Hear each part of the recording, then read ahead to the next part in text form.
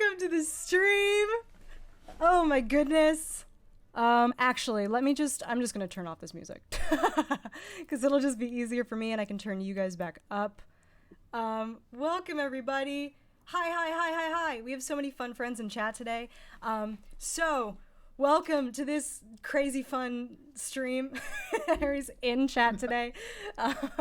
We have such a fun stream planned today. I'm so excited. I've brought 3 of my very good friends who are seated around me in this layout.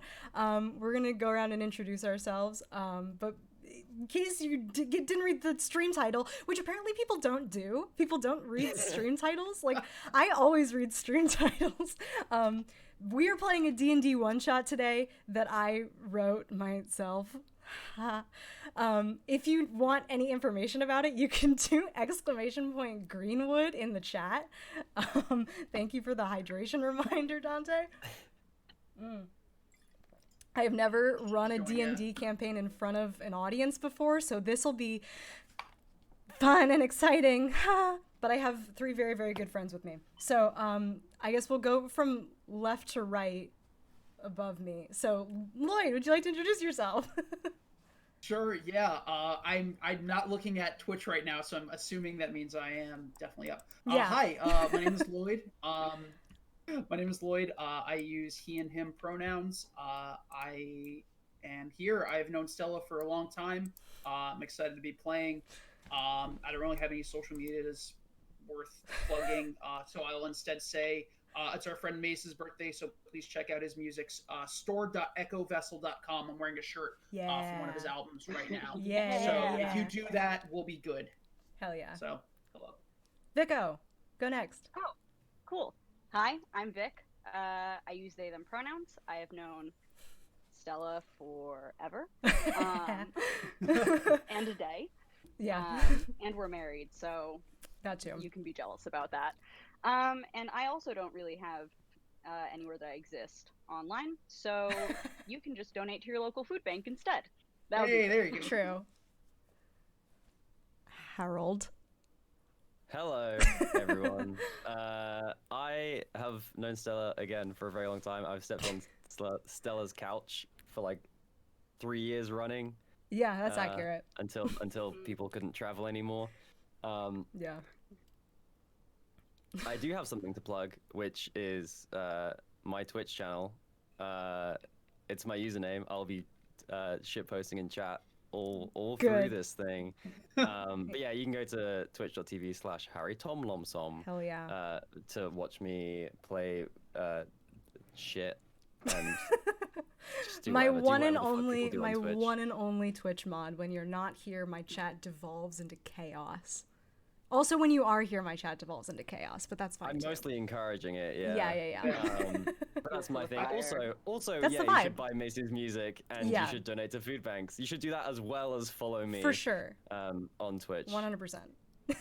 Also, look to see if there's a community fridge in your neighborhood. Put food in there if you can. Hell yeah. Yes. We love help people. Yeah. We love making sure that people can eat here. Yes. And if you don't know me, this is my fucking channel. I'm Stella. It's she, her pronouns, and I will be your dungeon master for the evening. Also, just a couple like housekeeping things before we actually get into the game.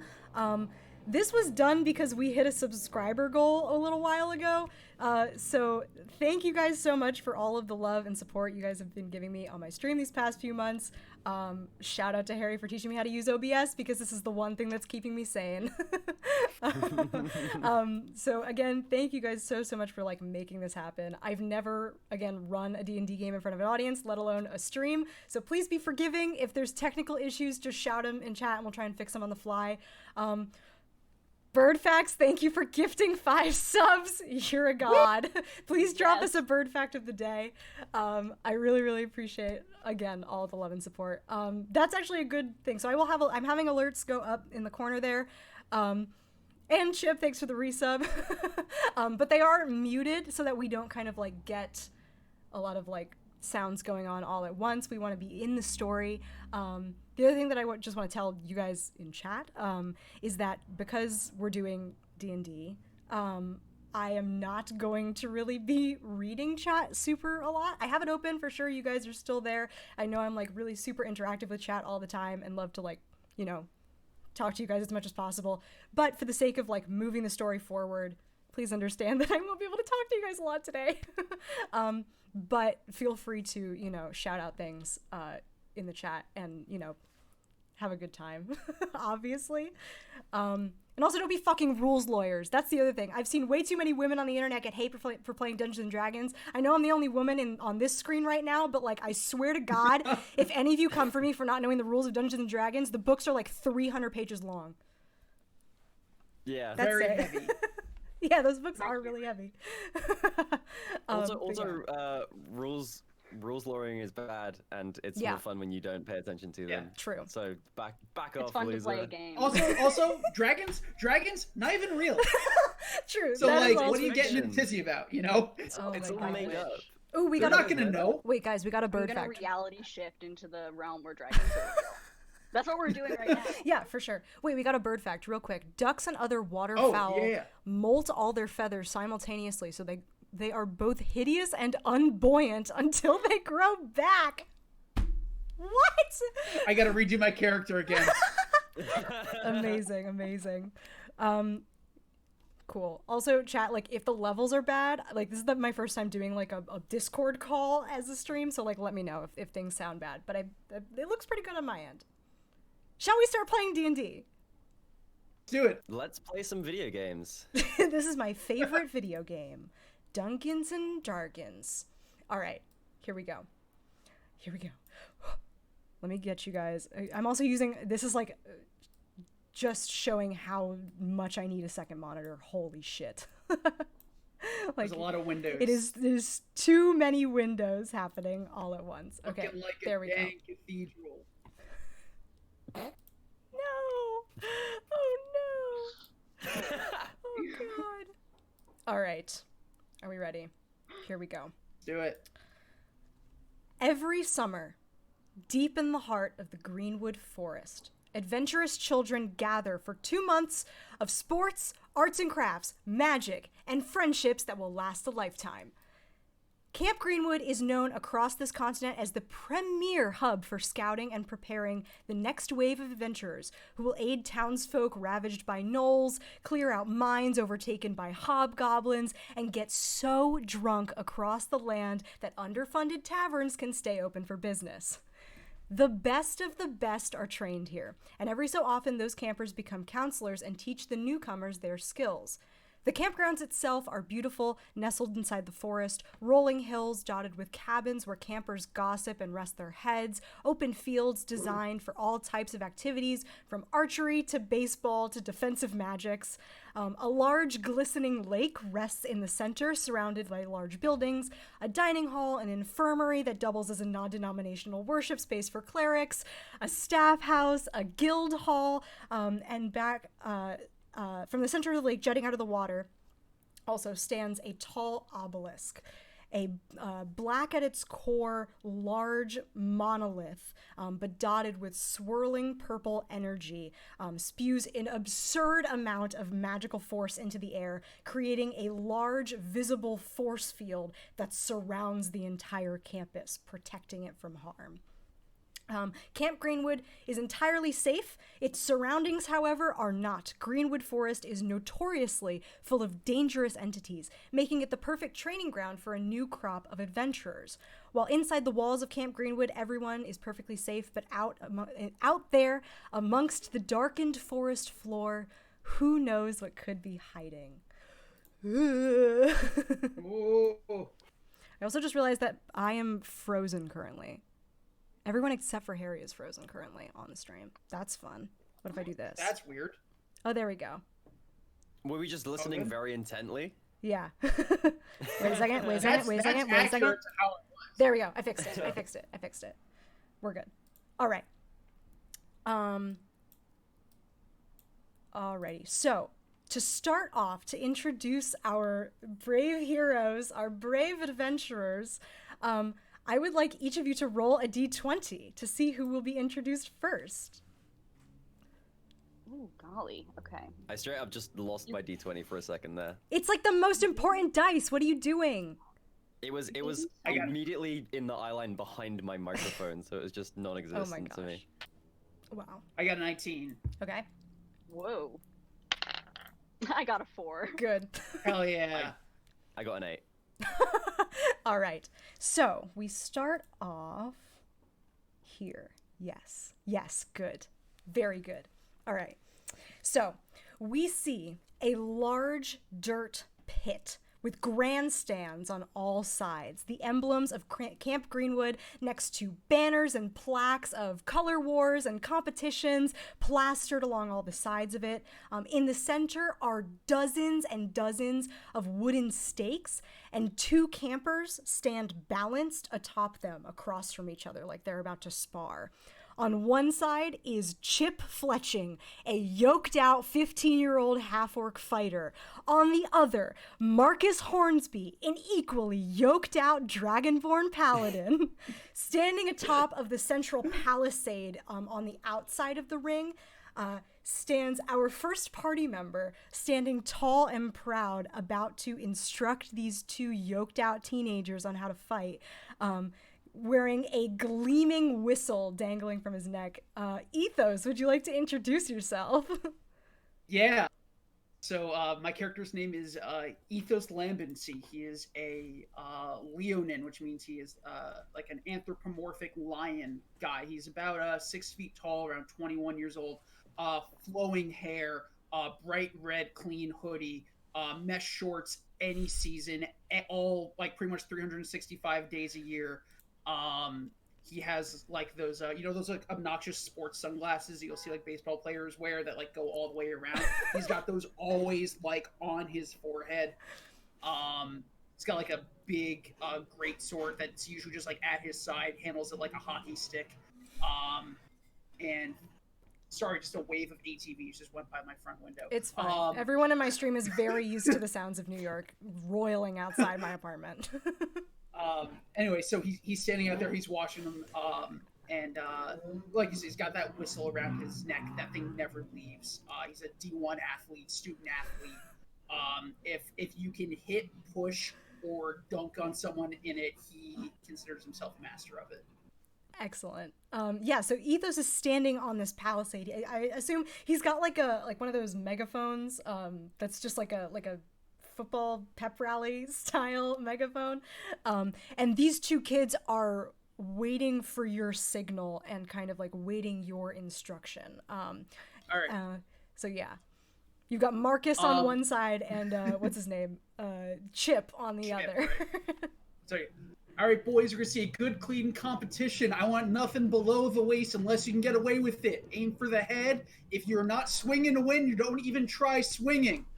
Let's go, and then I blow the whistle. Okay, yeah. So immediately as soon as you say that, there's some other campers like watching on the sidelines. You see like this one girl, she's just like a half elf, like very like flighty kind of girl, and she's just like writing down everything you're saying, but it's clearly like never like lifted her arms a day in her life. There's like a couple other kids that are like, come on, Chip, let's go, show him what you're made of. And then like on the other side is like another kid who's like, Marcus, you got this, kick his ass, let's go. And then as soon as you blow the whistle, the 2 kids just start like hopping along the top. Like, wait, what was that scene in Avatar where they play like airball and they have to like hop from one post to another? That's what they're doing, except they're like these like top heavy athletes.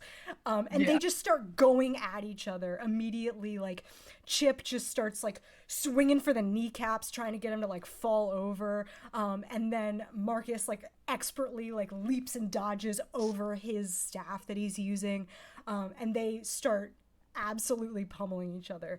I'm just gonna roll 2 d20s and say whichever one gets higher kind of wins here. We'll say the rainbow one is Chip. Chip has not come out yet. And Marcus is the gray one. Let's see who wins. They both rolled so bad. We're learning. They are learning. Yeah, so they're both like really top heavy. They're just kind of like wildly swinging for each other. At one point, like Chip just starts to like try and kick him, but he's like standing on a post, so that doesn't work. Like he's trying to keep his balance, but he like wants to kind of roundhouse kick him. It doesn't work. And then very quickly Marcus gets the upper hand and very expertly leaps around back of him and just pushes him with like the back of his hand off the post, and Chip goes like smack into the floor. Very quickly Marcus like leaps down and helps him back up, and all the kids around are going crazy, and they're like, yeah, let's go Marcus, whoa, that was amazing. And you are up in the stands. They very quickly look up to you, and they're like, Coach, how was that? I know I was a little flighty on the end there, and I didn't get my lats and delts in line yet. I didn't have my morning like protein shake. I don't know. That's your first mistake. You always want to get your morning protein shake in. That first meal of the day is the most important one. I know. I woke up late today, boss. I'm so sorry. It's all good. Recovery is just as important. Listen, there's W's and L's, but the L's stand for lessons. They don't take losses here. There's good hustle, good intensity. You guys had a good game plan, but, you know, Marcus wanted it a little bit better today. Let's go. Everyone, round of applause for these guys. Good job, everyone. Woo. All right. And the other campers are like, yeah, you got him. And then Marcus and Chip like turn to each other, and they're like, good game, bro. Yeah. Really good game. And then Chip's like, I'll get you next time, bro. I'll get you next time. And then Marcus is like, yeah, you definitely will, bro. That was so good.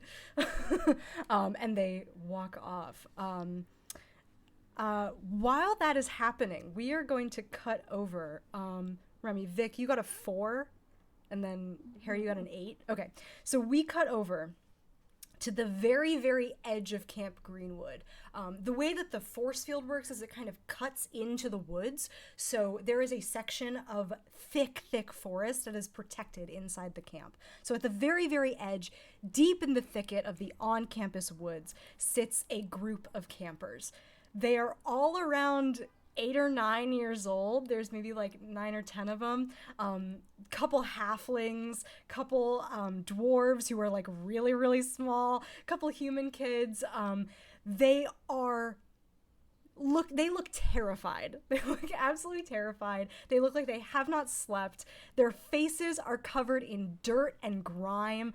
They're scraped up. Their clothes are kind of torn. And each of them holds a small bow and arrow. They are a group of rangers in training that have spent the past day and a half attempting to track their instructor, who is currently sitting in the treetops directly above them, about 50 feet above them. Harry, would you like to introduce your character?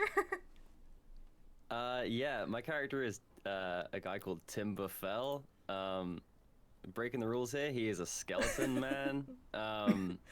He's just kind of been here forever. Like he's kind of like the Hagrid figure who's just like, he's just there. Like he's over there. I think I just like died in the wilderness one day and then reanimated and found myself in the middle of a summer camp and was like, okay, this is it. I guess and I then, live here now. and then every so often, like, hey, there's that guy over there. Like, he lives in the woods. He can teach some guys some stuff. And he does. He tries his very best to teach people about survival. Ignore the fact that he definitely died because he didn't know anything about survival. It's fine. It's fine. He's good at it now. So, yeah, so you are currently deep in the woods. You're just like kind of perched on the treetop directly above these kids. Think like Boy Scouts who should have never become Boy Scouts vibe. Like the bad kids.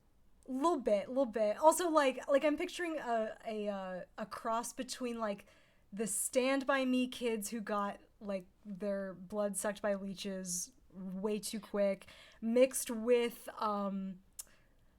like the main character from Jojo Rabbit, like when he goes I'm thinking the kid from Wind Waker who has like the big snot bubble and is like chasing after a Absolutely. pig. Yes. Yeah, that one. Yes. Yeah. They're all just like so tired. You've basically been doing this exercise with them where you are trying to teach them how to track, but they are 8 years old, so they don't really know what they're doing.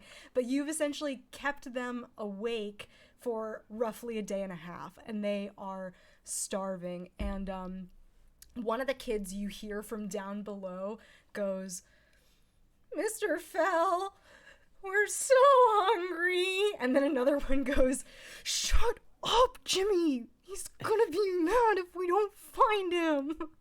And then another one goes, "This is ridiculous. We could just go back to the cabin and go have a shower, but I'm just so tired." And you are directly above them. I think this is the moment where I'm like, I've been like scrambling around in the trees like all weekend, and I'm like, and it's like, oh, they're gonna love the thrill of the hunt. And then this is the moment that I remember that like children need food and sleep, and because I need neither of those things, this is a moment where I'm like, oh, and I like, it's suddenly there is like a violent shaking in the trees above them as I scramble down, and like kind of like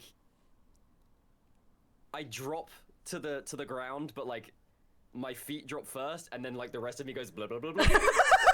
Like a test tube filling up with water. I'm like, oh, hey, yeah, sorry, I completely forgot, and I have like we're like near the camp, right? So I get like a little food parcel, or like a little scratch meal or something like that. I'm like, oh yes, of course, and we sit down. It's like, right, okay, you did really well. You found me. You got all the way here. I was just up there. You were meters away from me.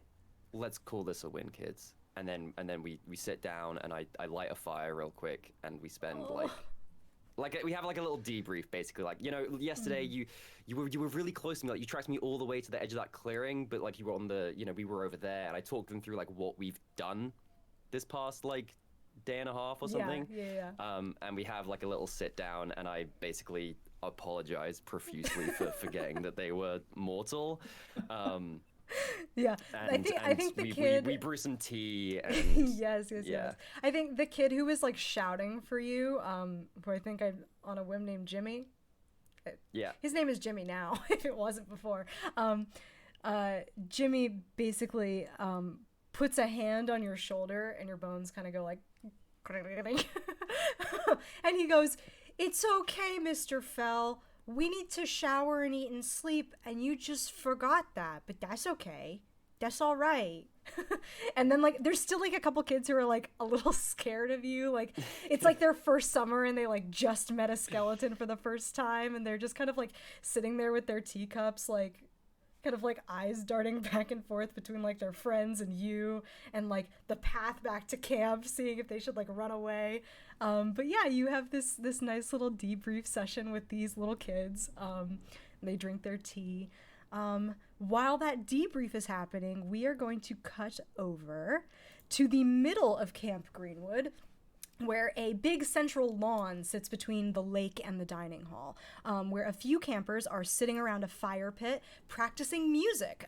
One of them holds a lyre, another one a flute, one has a small harp, and they all sit amongst this little fire pit. With them are two staff members. One of them is Darlanrith Ravnithinith, but most people just call him Daryl. He's a high elf. He's this tall, thin, elven man in a very loose-fitting tie-dye shirt and board shorts, Birkenstocks. His hair is like very loosely pinned back. And he's currently strumming an acoustic guitar. And across from him sits his, I guess, co-counselor in bard training. Vic, would you like to introduce your character? I would. So, what you guys see is a 5'10", average height, light blue skinned, got an undercut and a little bun sitting on top, an air ganassi named Whistle Salt. That is my name.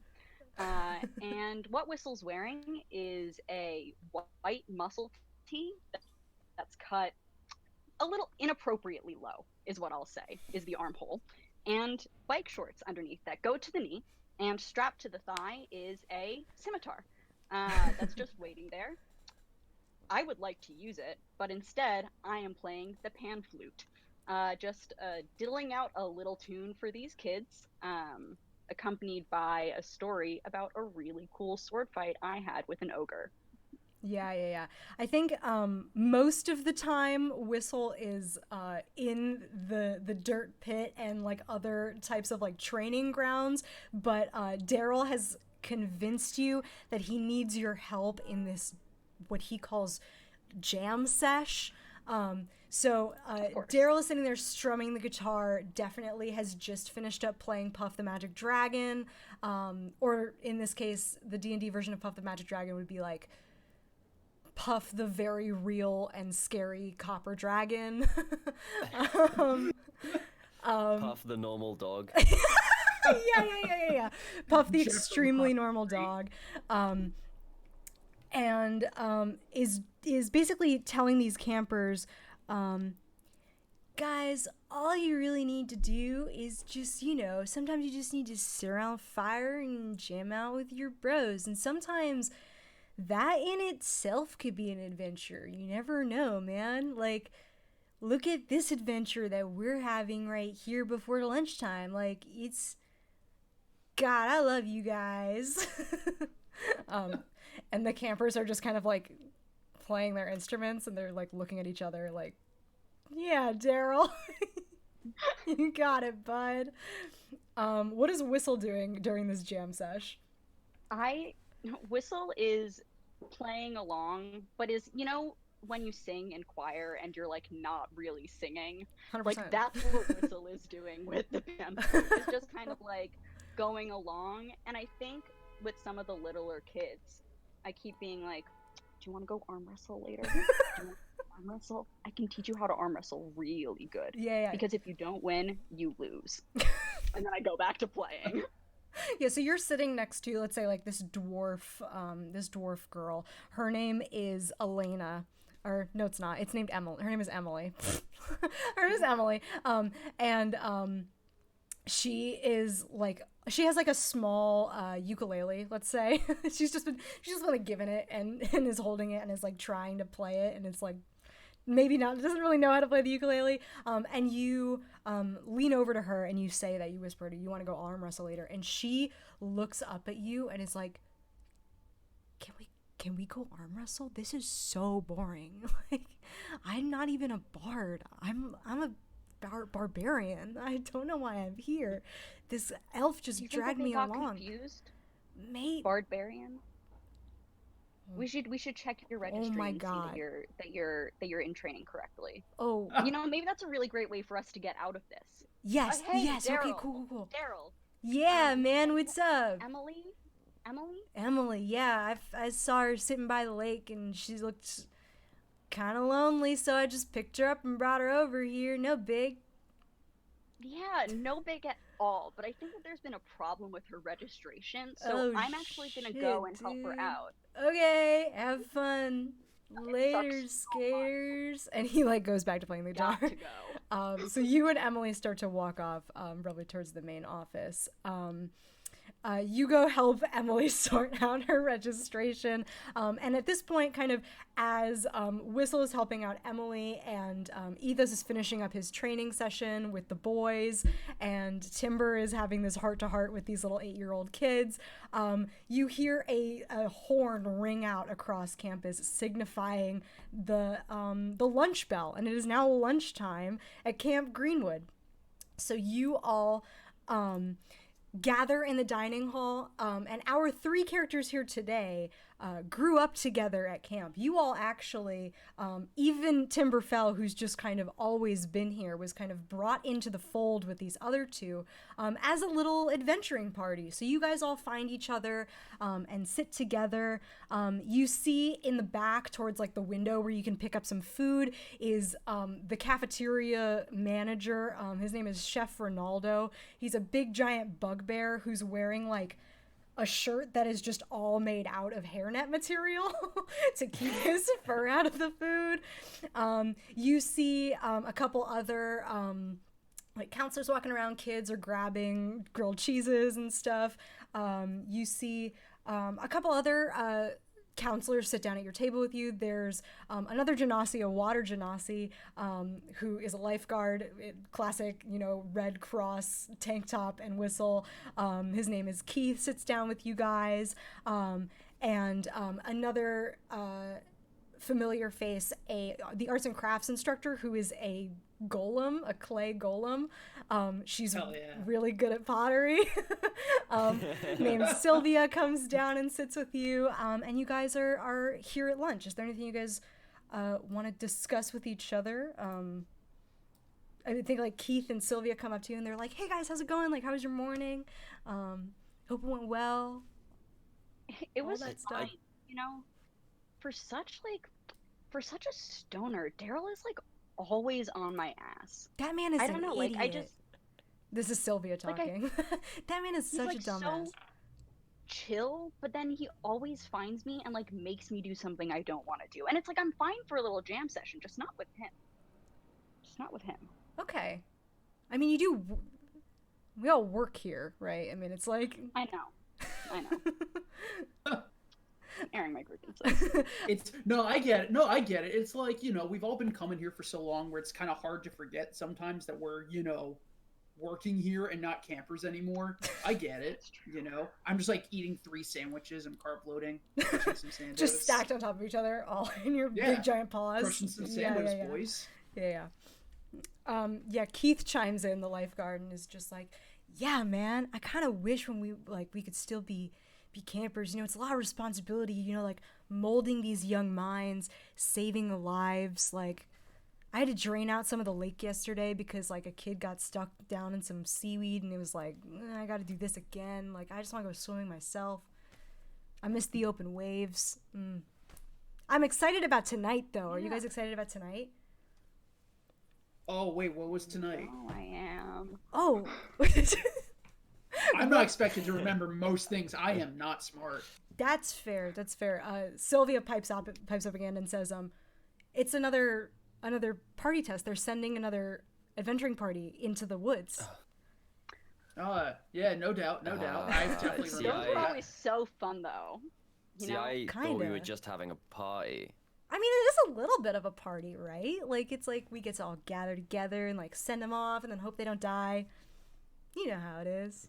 Yeah. It do be like that. Yeah, we didn't die. We got through ours. Yeah. I mean, it was... yeah.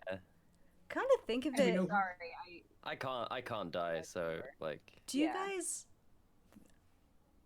Sorry, do you guys remember us doing this when we were campers? Yes, of course. Oh. Yeah, I think. I don't remember most things. DM, do I remember this? You did have that pretty brutal head injury. I mean, that was another... There's a difference between being hurt and being injured. That's all I'm going to say.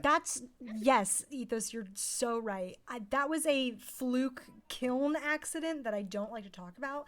And Timber, I don't like to talk about it. I have brought this up so many times.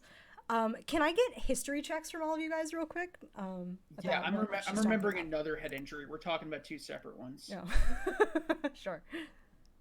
I have been hit in the head a lot. And you said history? Yeah. Okay, I got a 17. Okay. I got an 8. 13. Miko, you're playing a bard with 0 charisma, right? Plus 0? I'm obsessed with you. Oh my god. Yeah, I think that it was... I had the pan flute thrust upon me because I'm an air ganassi, so I can play wind instruments really easily. Yeah. For sure. You are holding it like 10 feet away from you and just like blowing into the air, and the air is like flowing in and out of the little flutes. I love that. Exactly. Sorry, Harry, what did you get? 13. Okay.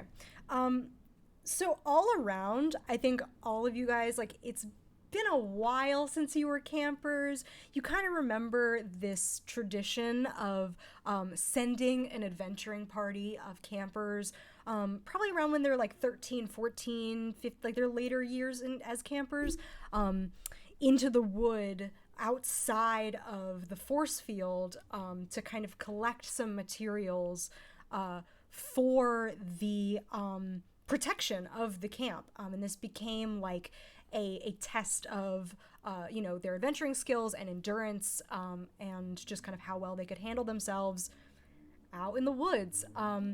You vaguely remember doing it yourselves, but it's very fuzzy. It's like you try to remember it and your brain kind of like fills in the gaps for you, is what it sort of feels like. But probably not something you need to worry about. It's like not, it's like, it probably happened, whatever. They're doing it now. So it's like you let the kids do their thing. We've got the badge that says we did it, so we did it. Yeah. Right? 100%. It was great. Exactly. It was a good time. Yeah. We all survived, and it was fun. For sure. Memories of my youth. I play a lot of contact sports. I've been hit in the head many times, and it will get worse. 1,000%. Yeah, so you guys sit and talk with Keith and Sylvia. You fill up on grilled cheeses, except for probably Timber, who's just kind of hanging out. What does Timber do at meal times? I think I probably just like I have one just to, like, in the same way that like you want to be part of the activity. Yeah, I do that thing of like constantly like bringing it out to my mouth and then like saying something and then like 5 minutes later like bringing it up again. Oh, you've mastered the art of like I'm about to eat this, but I have to wait for a second, and then lunch is over. Yeah. I love it. Taking a sandwich and turning and then there's just like yeah. And there's always a kid that's like noticed this, and like when mealtime finishes, he's like, well, there's always gonna be one spare at that guy's spot, so I'm gonna like sweep through and grab it, and I'll have like an extra snack for later, because there's just gonna be like a sandwich that is uneaten.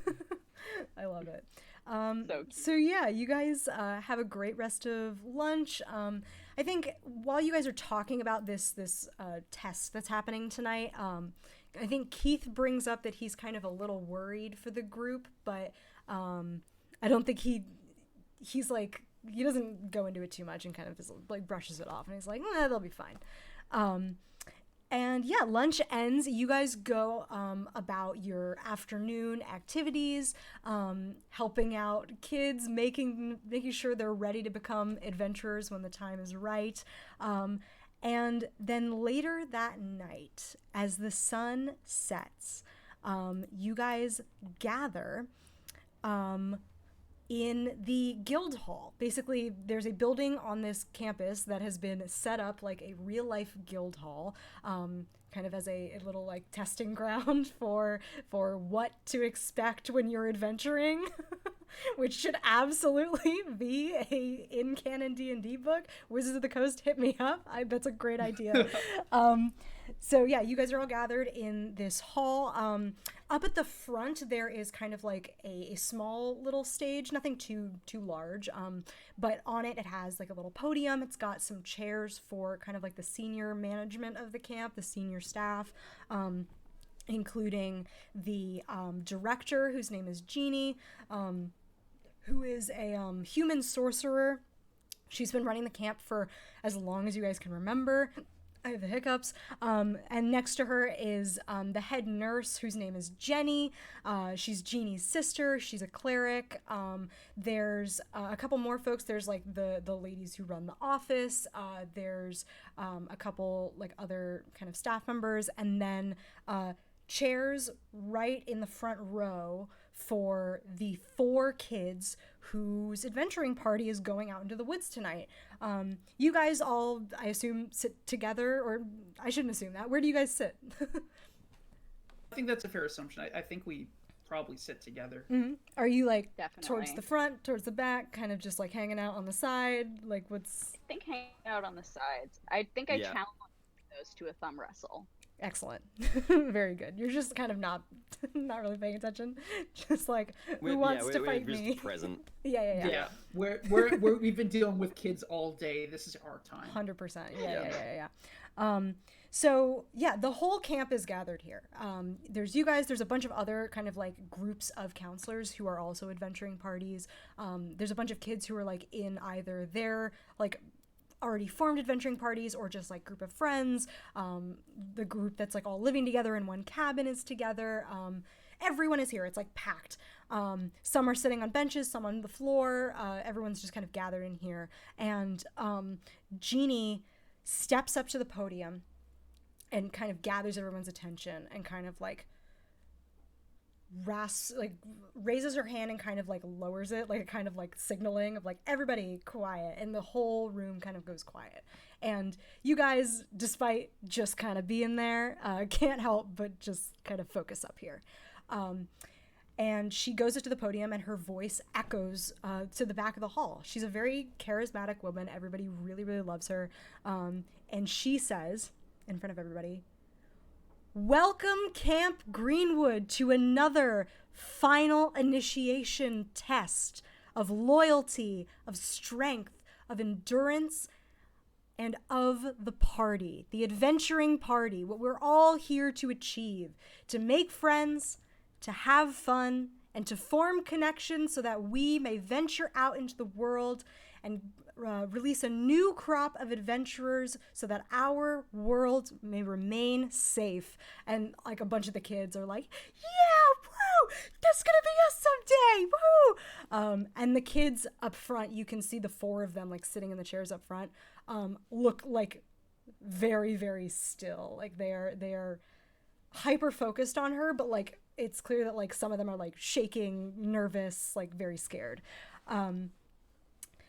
Jeannie continues and says, "Tonight, a new group will venture out into the forest. They are looking for a living will-o-wisp, a crop of lumo mushrooms, and the blood of a black pudding so that this campus may remain safe and protected for all of us. Will the party please step forward?"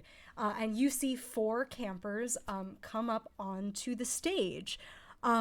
They are all 16 years old. You see kind of in this order they walk up. And you would probably know their names. Greg, who is a halfling ranger. He is wearing, like, speaking of fucking Boy Scout uniforms, he's wearing like a classic Boy Scout uniform, like little tied around, like shirt tucked into the khakis kind of thing. He has braces, he has acne spots, he loves to forage, he's got a bow that's way too big on his back, and he's got like classic hobbit feet, just kind of out in the open. Next to him, or behind him, stands a taller, lanky kid who is actually an Aarakocra artificer, whose name is Oswald. For those who don't know, an Aarakocra is a bird person. He is like, I don't know the names of birds, but he's one of those like long-necked birds. Like he's got a long Crane? sort of, yeah, kind of like a crane, not as elegant. Sort of like Okay. like long neck. He's got like bad posture and like a tuft of hair growing out the back and like a long beak. Egret? Maybe. It's fantasy. he's a living bird man. It's fine. But he is an artificer, so he's got kind of all over his person like a bunch of different like weird gadgets that he's been working on. He classically never leaves the AV room at this camp. He's like a classic AV geek, however you would translate that to high fantasy. Who cares? Behind him is a kind of shorter girl. She's like 5'1", 5'2", human cleric. Her name is Penny. She is like fidgeting with her holy symbol, which is around her neck. It's like a bright sun symbol, a symbol of Pelor. She's just kind of like fidgeting with it a lot, and she's like, her eyes are like darting around like really nervously. And she sort of steps up as well. And then behind all of them, towering over them at like 6'1", is a big Goliath barbarian. He's big and looks muscular, but sort of in the way that it's just like that's how that person is just built. Like they didn't do anything to get there. And he's also got a small backpack on, like a literal just like Jansport. He's got a vest on, like he's basically wearing jeans, a t-shirt, a v-neck t-shirt, a vest, and one of those scarves that people wore in like 7th grade. You know those ones? Oh yeah, like the Like big the checkered, like deals. Yeah. like the Yeah. And so you can see like a patch of chest hair like right here between like the scarf and the v-neck. This is B. He is definitely just a fucking theater kid and was born a Goliath barbarian. So he is just kind of stuck that way. And so B, these just the letter B. B-E-E, like a bumblebee. Oh hell yeah! That's amazing. Yeah. So this very strange group of losers steps up onto the stage. They're all friends, which is why they're an adventuring party, but they definitely shouldn't go adventuring, you know? It's very clear that they should not be adventuring, and they were just kind of thrust into this. So they all step forward.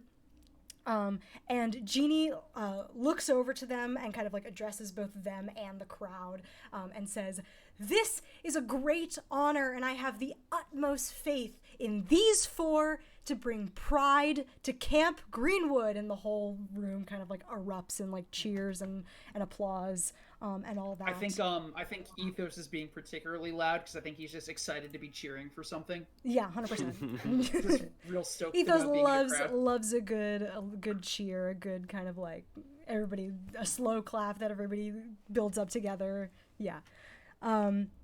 So yeah, they stand up there, and then as they kind of like look around nervously, Jenny, the nurse, kind of ushers them to the side, and you see her hand each of them a healing potion, just in case.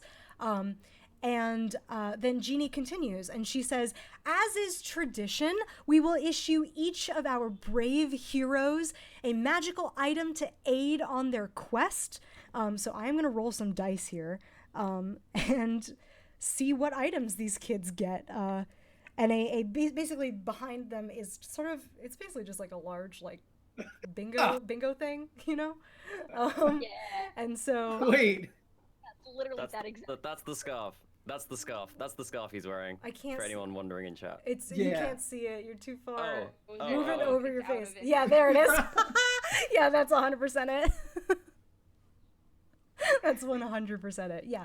That's what he's wearing. That I have like such a clear memory in my head of like fucking friends of mine who would wear that like entire getup of like that scarf with a deep, way too deep V-neck for high school and a vest. Yeah. Like disgusting. Looking like damn little Quest bit. crew from America's Disgusting. Best Dance Crew. Yeah. It's horrible. Okay, so I am gonna roll some dice here. I need a this one and a this one. So let's do this. 6. What if they get a 5, gun? 6. That'd be great. And then a 10. 3. None of these are loading.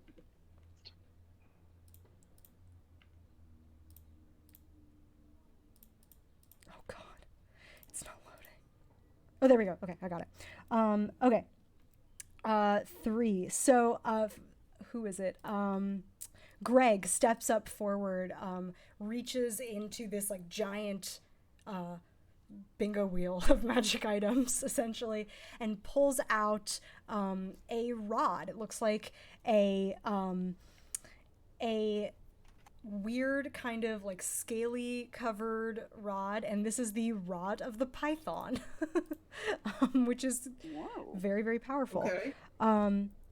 Next up, we have another potion. Let's see. Rod of the Python is my other character. Good.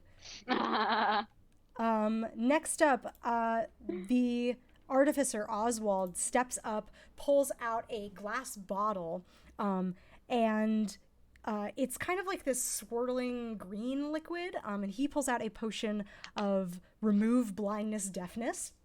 Could be helpful. Next up, Penny is gonna get... Ooh. Generate. There we go. That is so funny. Penny pulls out a scroll of paper, unrolls it, and it is a scroll of blindness, deafness. I shit you not. I literally just rolled that. That's hilarious. And then B, Amazing. the Goliath, is gonna get. You'll see the shit.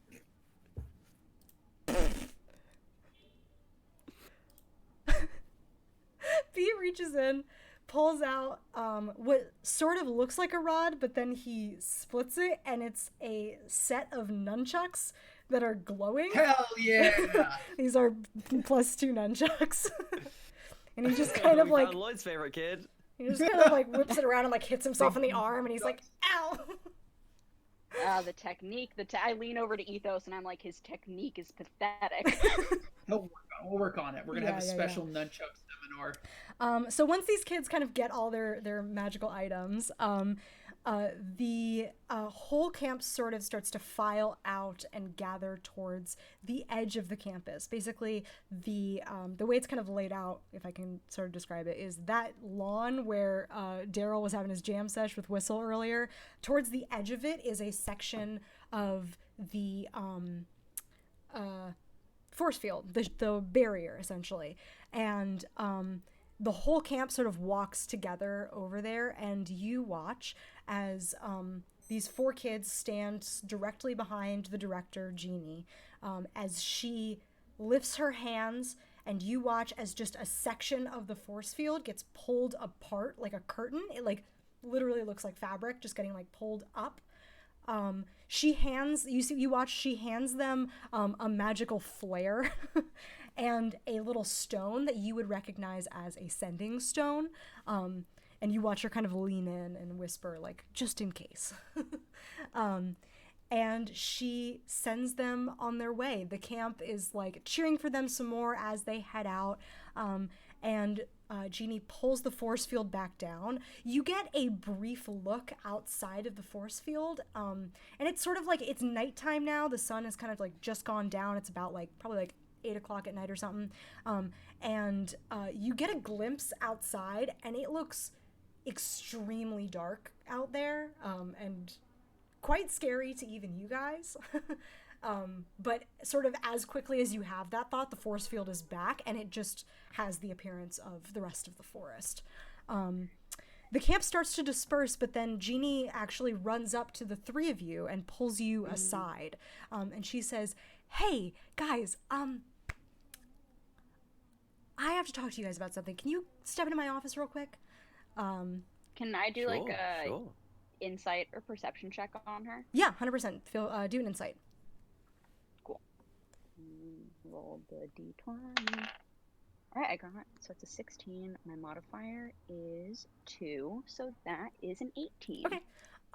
You get the sense, and you've known her for multiple years now, you get the sense that she is worried, and you definitely sense a air of urgency in her voice, but she is very good at keeping a calm face in front of people.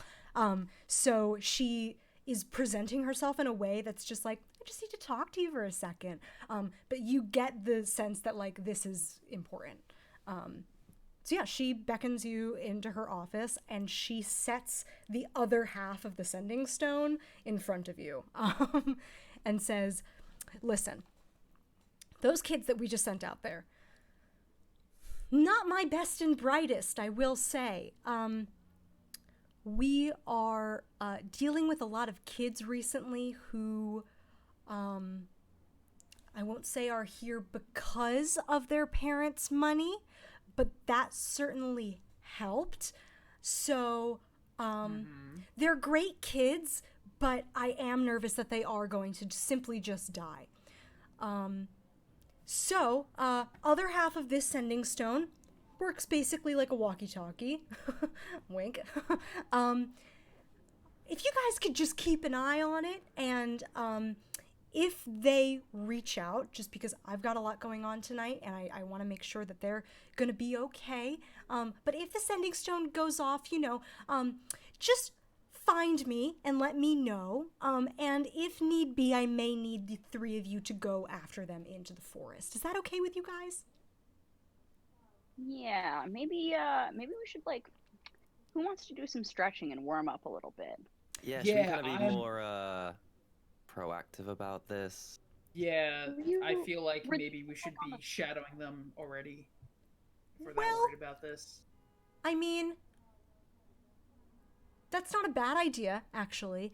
I just don't want them to feel like they're, not worth it, Like, we want all the kids here to feel like they've really earned their spot. And while that may... No, it is true. It's definitely true. They have earned their spot, and we do want them to be the best adventurers possible, and this is a good initiation. And she kind of looks in each of your eyes and is like, this is a good initiation. You all have gone through it as well, and so we don't want them to feel like they couldn't do it. And, they're very skilled in magics, and, B can rage like no other, and... Greg is a great tracker and forager, and looks over at Timber, who you've definitely worked with Greg. Yeah. He's a great forager, and so he'll be able to guide them and recognize the mushrooms they need to find. But maybe we'll give him a couple hours head start, and then you guys follow him in. Maybe. Yeah. Sure. Yeah. Whatever you say, Coach. Excellent. Yeah. Glad to have you on board. I don't want you going in underprepared, so I know we usually reserve it for the campers, but if you need a little boost and want a little boost in there, we can always gear you up with some of the magic items that we have. No doubt. Yeah, I'll go to the armory. 100% gifts. Let's go. Yeah. So she leads you back into the guild hall where that giant thing. Finger bones all rubbing together. Yeah, so she leads you back over to the magic item gashapon, essentially. So who would like to go first? I'll take it. Go for it. So what I need you to do is I need you to roll a d8 and then a d10. Okay. What does a D8 look like? This is it. Cool. D8. 2 triangles. 2 pyramids, rather. That's a 2. Okay. And then the D10 is a 4. Okay, cool. I am going to send you... Actually, you may be able to find it in D&D Beyond. I don't know. But if not, I can always get you the descriptions of these. You pull out a small little capsule, essentially. Open it up, and there is a ring inside of it that, as you hold it, kind of flickers in and out of existence. Ooh. This is the Ring of Blinking, and if it's what I'm thinking, it should be... Oh my god, the pop-ups, please. Yeah, so on command, I would say you can do this 3 times a day, so you have 3 uses of it. You can cast the blink spell on command. Hell yeah. Which is very cool. I'm already wearing a necklace, and I'm just gonna string the ring onto the necklace because. Because finger That's bones? tough. Yeah. Yeah. We'll let it slide. It still works. Okay. Who next? Who else would like a magic item? I would like a magic. Cool. Roll me a d8 and then a d10. All right. Rolling the d8 first. 5. And the d10 Cool. next. 4. Cool.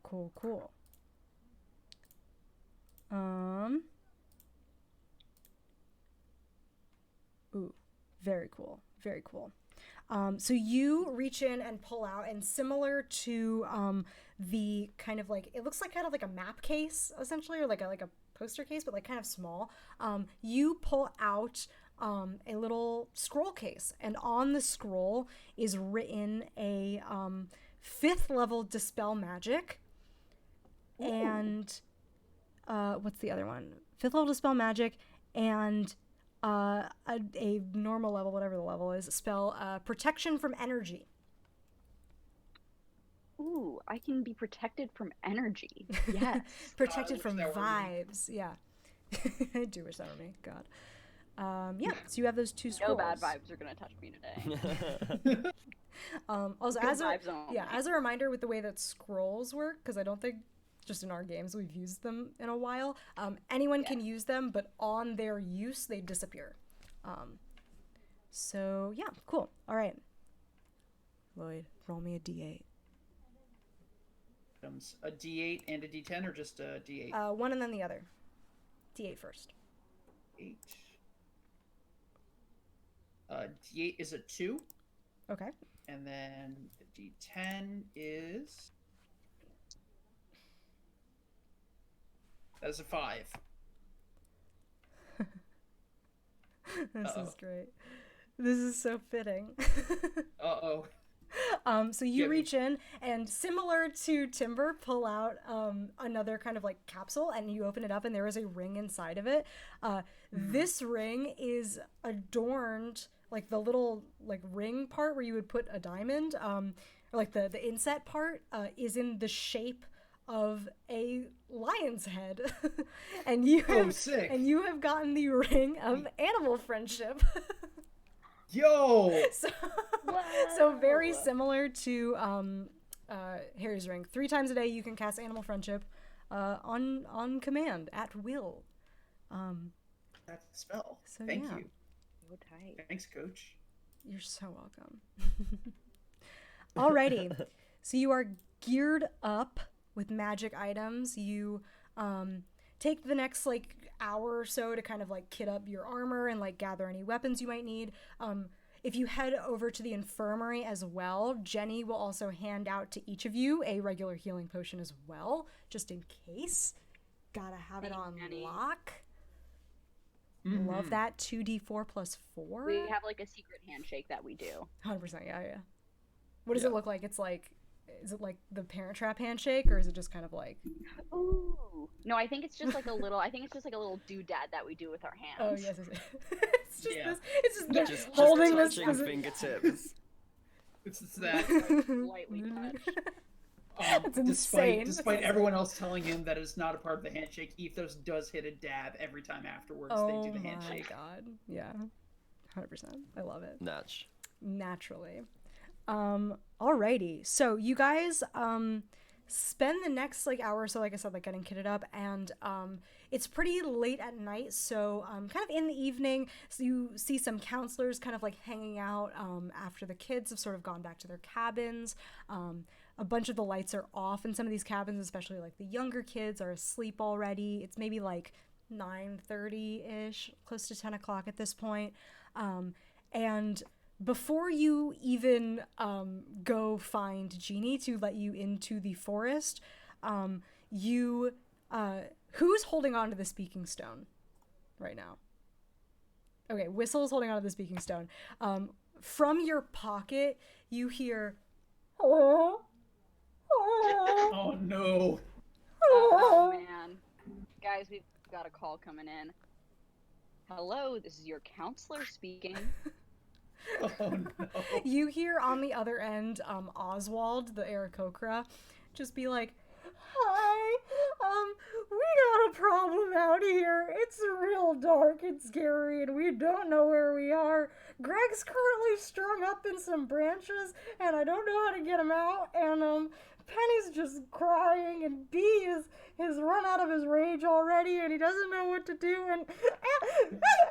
and you hear it cut out. Wait, you hear him a bird person? Okay. Yeah. So what? Just fly up and untangle from the whatever. He's a kid. He doesn't know. I'm trying to weave an intricate world here, Lloyd. No, I get you. No, you're fine. You're fine. No. So, Listen, well, but you should be even more worried. He's a dodo. No. Yeah, Imagine. bad. Oh my god. No, that's how not fucked good. up would that be if Chicken. he was an Aarakocra dodo bird? Ooh, terrible. No, so you basically, he's like kind of relaying this all to you. You can tell he's like really upset, has told you all this, and you hear him kind of like squawk and yell, and then the line just goes dead very all of a sudden. What do you do? We should go.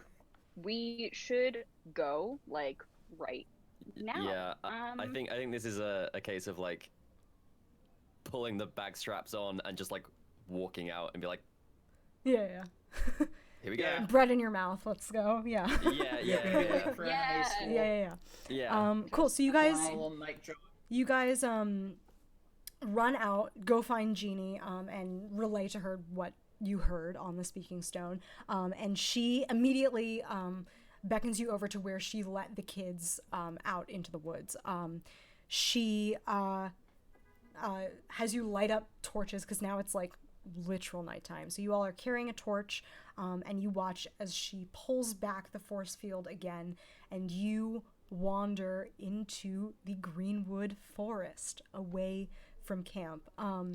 As you guys are kind of like standing on opposite ends of this barrier, the three of you in the forest and Jeannie still on campus, like holding her hands up to hold the force field at bay, she looks at each of you and says, "Get back safe. If you can gather the items required to keep this barrier up, I would also really appreciate that. But, you know, kids come first. Good luck." And she kind of closes the barrier behind you. Oh, wait, what? What? Like willow wisp, black pudding. Yeah. And the mushrooms. All right. So, Mushroom. yeah, so you guys are in the forest. You have not been in this forest in years. The way that people get to this summer camp is via teleportation circle, and the way that people leave this camp is via teleportation circle to some of the other major cities in the world. People don't go in this forest unless they have to. And immediately, this space is a drastic change to the warm, inviting Camp Greenwood campus. The air is thick and humid. The fog roils around your legs. Immediately, the smell of rot hits your nostrils, and the canopy consumes the trail ahead of you in darkness. So you can see roughly about 30 feet ahead of you in bright light. Do you guys have dark vision? I don't think Timber does. I do. Everybody does? I don't think I do. I don't think Okay. I do. Most I don't think D&D Genasi races have do. dark vision. Well, regardless, it's really fucking dark. We need to use our dark vision. Yeah, here, is the thing, 100%. like- The torch is giving off like a little bit of light all around you, but it's scarily dark. Like, at least on campus, the trees are sort of sparse enough so that despite the like kind of arcane lights that continuously glow at night around the campus, the moonlight helps a lot to kind of keep the place lit up. This canopy is incredibly thick, and you guys are in the forest. I would like somebody to make, or actually everybody can make either a survival check or a perception check. Yeah. Those are the same for me. Plus I'll do 5. I'm gonna do a perception check. Do survival. +7. Okay. I got a 14. I'm at- survival. 14 survival. I'm Cool. at 14. 14 I got survival a or perception? 15 perception, but +7 is a 22. Oh, Okay. beautiful. All right. Beautiful. Jack of all trades. Whatever. It's the best feature. Master of no charisma though. Mhm. Can we like from now on, if we're all rolling, can we go in the same order so we're not like Sure. Yeah. Yeah. Sorry, Harry. Just You go, did like- you did survival or perception? survival? Okay. So 2 14s for Cool. survival and then a 20 something for perception. Cool. Let's do that perception first. So Whistle is kind of like looking around this area, and I think you feel kind of uncomfortable here. Like, you're used to, especially because like Air Genasi is kind of used to kind of having a lot of like wide open, for lack of a better term, breathing room. And here it feels, the air is heavy here, and you can sense that. And you look around, you kind of, your attention kind of drifts over to some of the trees, and you see kind of around the base of it, look like what maybe once was a flower bed, but like it's like a hint of a flower bed that existed across the universe. like it's a flower bed LaCroix, essentially. Like it could have maybe used to be something, and you kind of get that idea about a lot of like areas where there like maybe could have been plants there but definitely aren't now, and you look at the tree bark, and you see this like tar like sap just kind of like oozing between like the cracks of the bark, and you can see that like the flora and fauna of this place has been like damaged to hell. Like yeah, it's just like an all around like sense of decay. You maybe hear like a couple little like snaps of twigs in the distance of like animals like scurrying around, but like nothing too close to you. And you can also see that like these like gross little bugs are starting to like be attracted to your light as well, which is like not helping like the whole atmosphere. For our Is two, this just like a forest that doesn't seem alive? Very much like not like a luscious. Yes. Yeah. It seems like you, from that like super high perception, you would get the sense that life was probably here, of like flora, fauna, all that stuff, and is definitely no longer here. Yeah, so like something came through, something has happened in the forest. Yeah. 100%. With our 214 survival checks, I think Ethos and Timber kind of notice these at the same time. And you immediately see 4 sets of footprints leading off down this path. And you have successfully, good job, tracked the 4 kids that came through here. And it's very easy to see like the big like bear halfling feet prints and the talons of the Aarakocra, and then like a small set of shoes and like a big set of boots. So you can follow this trail and follow these kids to either where they're alive or dead. Yeah. when we were kids, do we remember the forest being this jacked up? Make a just straight wisdom check. Sure, I will certainly. Oh, I'm okay at wisdom, actually. Paladin. Is that just a d20 and then your wisdom modifier? Yeah. Yeah. I got a 7. Okay. I got a 12. Just a handsome 7. Okay. I would say with both 15. Okay. I would say even with a 15, this is kind of like the same answer all around. You remember the forest being dangerous, and you remember it being a place that you would not normally go to. You wouldn't really know how much better or worse off it's gotten, I would say, because it's always been, as far as you were concerned, a dark, dangerous place that you really only went to once, and it's that same kind of like weird fuzzy feeling where your brain just kind of glosses over it, of like, it was fine, like we got back and it was okay, and it was scary, like there's monsters out here, but like we were adventurers, so like that's what we were supposed to encounter. Yeah. It is, I would just say, like, I'll leave it at, it's hard to tell whether or not it is worse off than it was when you were kids, from just like this first interaction. When you're 15, a deep dark forest is just that. Right. And yeah, exactly. Yeah. Yeah. So yeah, do you guys follow the tracks, I'm assuming? Yeah. I don't know, do something else. It's a lot of like spread out. I think I'm like putting myself on the very edge of the firelight and like tracking from the bush, like away from a path, and like taking a different angle. Sure, yeah. Things like that. Yeah, so what's kind of the marching order? So Timber's kind of like up ahead a little bit, I'm assuming, and kind of off to the side, and then are you guys just the two of you walking side by side behind him, or kind of? I think side by side. Okay. Yeah. Cool. I think side by side. Awesome. Whistle's like trying to be tough, but is like a little bit freaked out and feel like they can't breathe. Cool. Cool. I'm checking on our Whistle every now and then to make sure that that they're doing okay. I guess the guy that doesn't breathe is kind of like, okay, let me, like, Good point. You guys figure it out. I'm gonna like do what I can to like make sure the coast is clear, or like, you know, I'm slightly like less freaked out, but this clearly is like not great. It's not great. Yeah. It's not great. It doesn't feel great. Not super good. I'm aware that I'm like I've got the edge here, so I'm gonna take that opportunity. Cool. So yeah, you guys follow the tracks. You follow them without any issue really, other than it being dark and the bugs are kind of like flying into your eyes a little bit, I would say.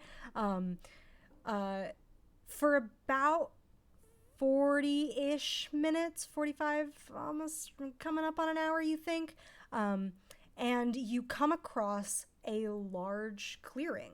The tree line sort of opens up a little bit, and you can see, first off, the first thing you see is littered across the ground are the tiny, tiny corpses of a ton of will-o-wisps, like freshly dead will-o-wisps, just all over the place. In the center of this clearing stands a statue of a woman, and you can see all around her, in leading off in every direction, look like small little trails that lead off. At this point, the ground here is sort of drier and like covered in like a grass. So the tracks sort of lose themselves. Like they were very clearly like imprints in mud before, and you can't really see them here. They kind of get lost. So yeah, you're standing in this clearing. There's a statue of a woman. She has no face on her head. She's just kind of like standing very stoically, and the carving does not have a face. It's just like a blank head. And beneath her is a slab of stone with an inscription carved onto it. I would say you guys are kind of just coming into this clearing. So what do you do? Real quick, can I just pop a divine sense real quick? See if I sense anything particularly. Yes. Remind me the types of things that divine sense can sense. Sure. Until the end of my next turn, I can sense anything affected by the Hallow spell or know the location of any celestial, fiend, or undead within 60 feet that is not behind total cover. So celestial, fiend, undead. Okay. Let me think. I see timber, of course. Yeah. Timber lights up like a Christmas tree. And I think you don't sense anything affected by the Hallow spell. That spell is crazy, by the way. Yeah, it is. You do not sense any celestials or fiend. It's weird. When you sense undead, usually, like when you're sensing undead when you look over at Timber, and it's very clear, like, this being is undead. All around you, sort of, like, mostly underground, you just kind of get a, like, general sense of undead energy. Almost like it's coming from the soil itself instead of, like, one humanoid. You don't sense any, like, undead creatures around you other than your buddy. Right. I kneel down and I touch the dirt and I pick up a little bit and I turn to the other and say, something's happened here. Very good. Can I do would I know, or would it be like an Arcana check to see like what kind of things kill will-o'-the-wisps? Yeah, I would say make an investigation check if you wanted to like look at them directly. Yeah, I think they're both intelligent, so no worries. Cool. Okay, so investigation +1. All right, well that was a 9, so I got a 10. Okay. With a 10, I would say you kind of like lean down and look at some of these little carcasses. They look just kind of beat up.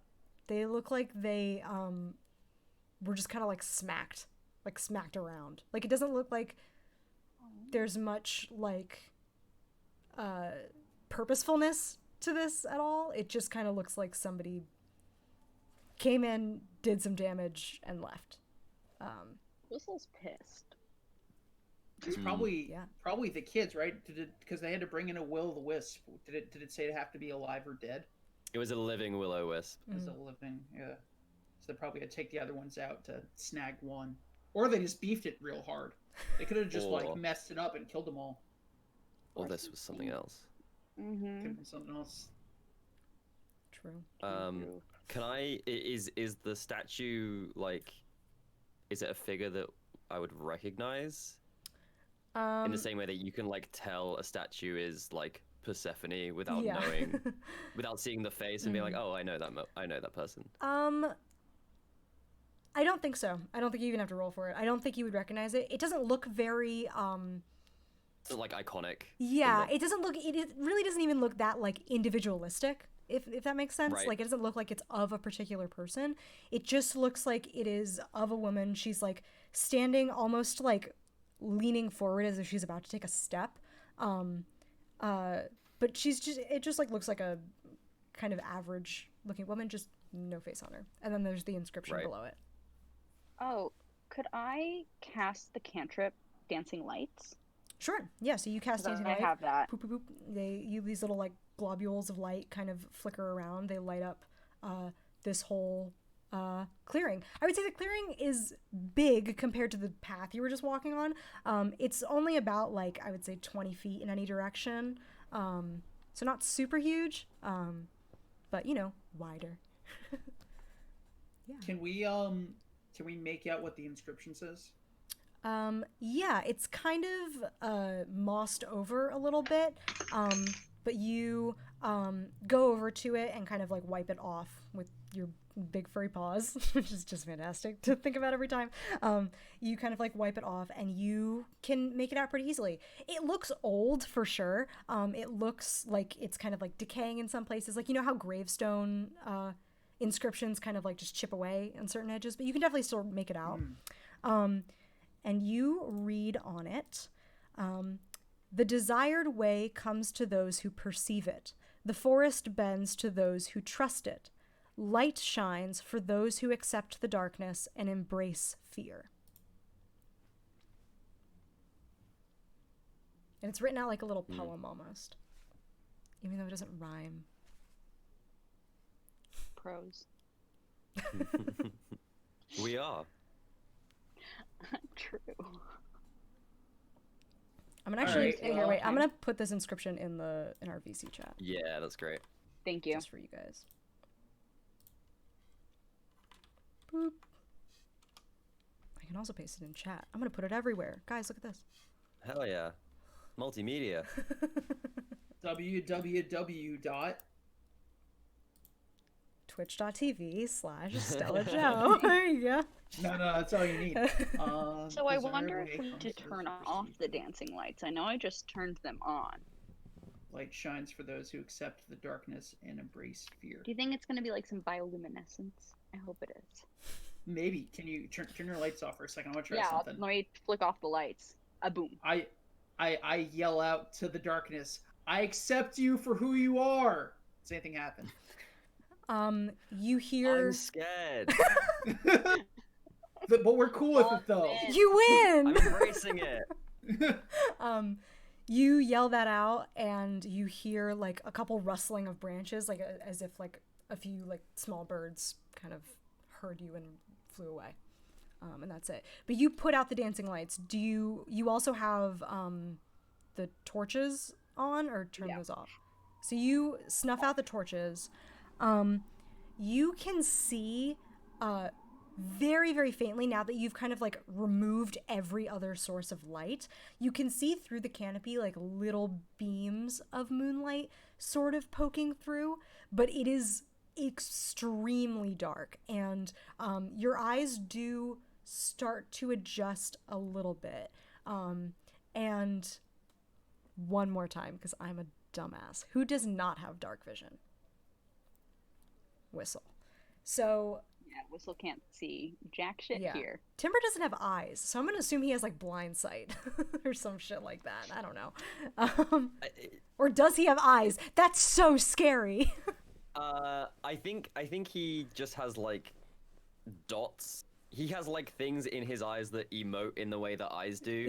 Oh yeah. But Yeah, that's probably gotcha. like a socialization thing. Like where, a like, Skeletor he kind thing. of has picked up that like people blink and get freaked out if like you don't indicate Yeah. where you're looking. Yeah. Okay, cool. So he's He's got some magic stuff going on in the head. Yeah. Yeah, Okay, he's cool. a fucking skeleton. It's fine. Cool. Yeah. But you do have dark vision, and then I do have dark vision. okay, and yeah. then Ethos also has dark vision. So I have dark vision. immediately as you snuff out all the lights, I'll tell my dark vision boys what you guys see.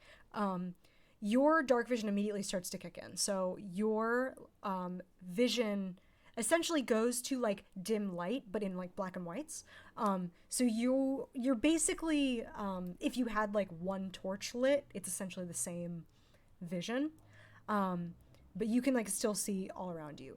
For Whistle, you know when you are standing in bright light and then you flick off a light and it's as if you shut your eyes and then your eyes start to adjust?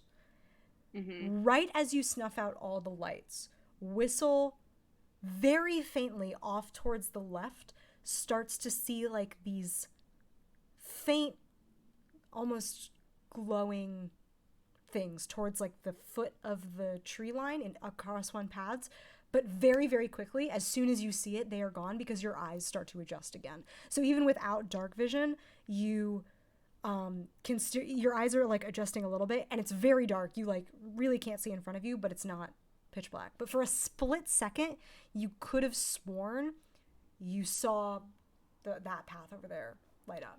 Guys, I think that we should go down this path, and I don't know if we should like if I should keep repeating. Can I like do a little test for myself again and like do some dancing lights and then turn them off immediately in front of me and see if it recreates the effect? I would say like the more you perceive it, yeah, it does recreate the effect. It really happens. Make an insight check for me real quick.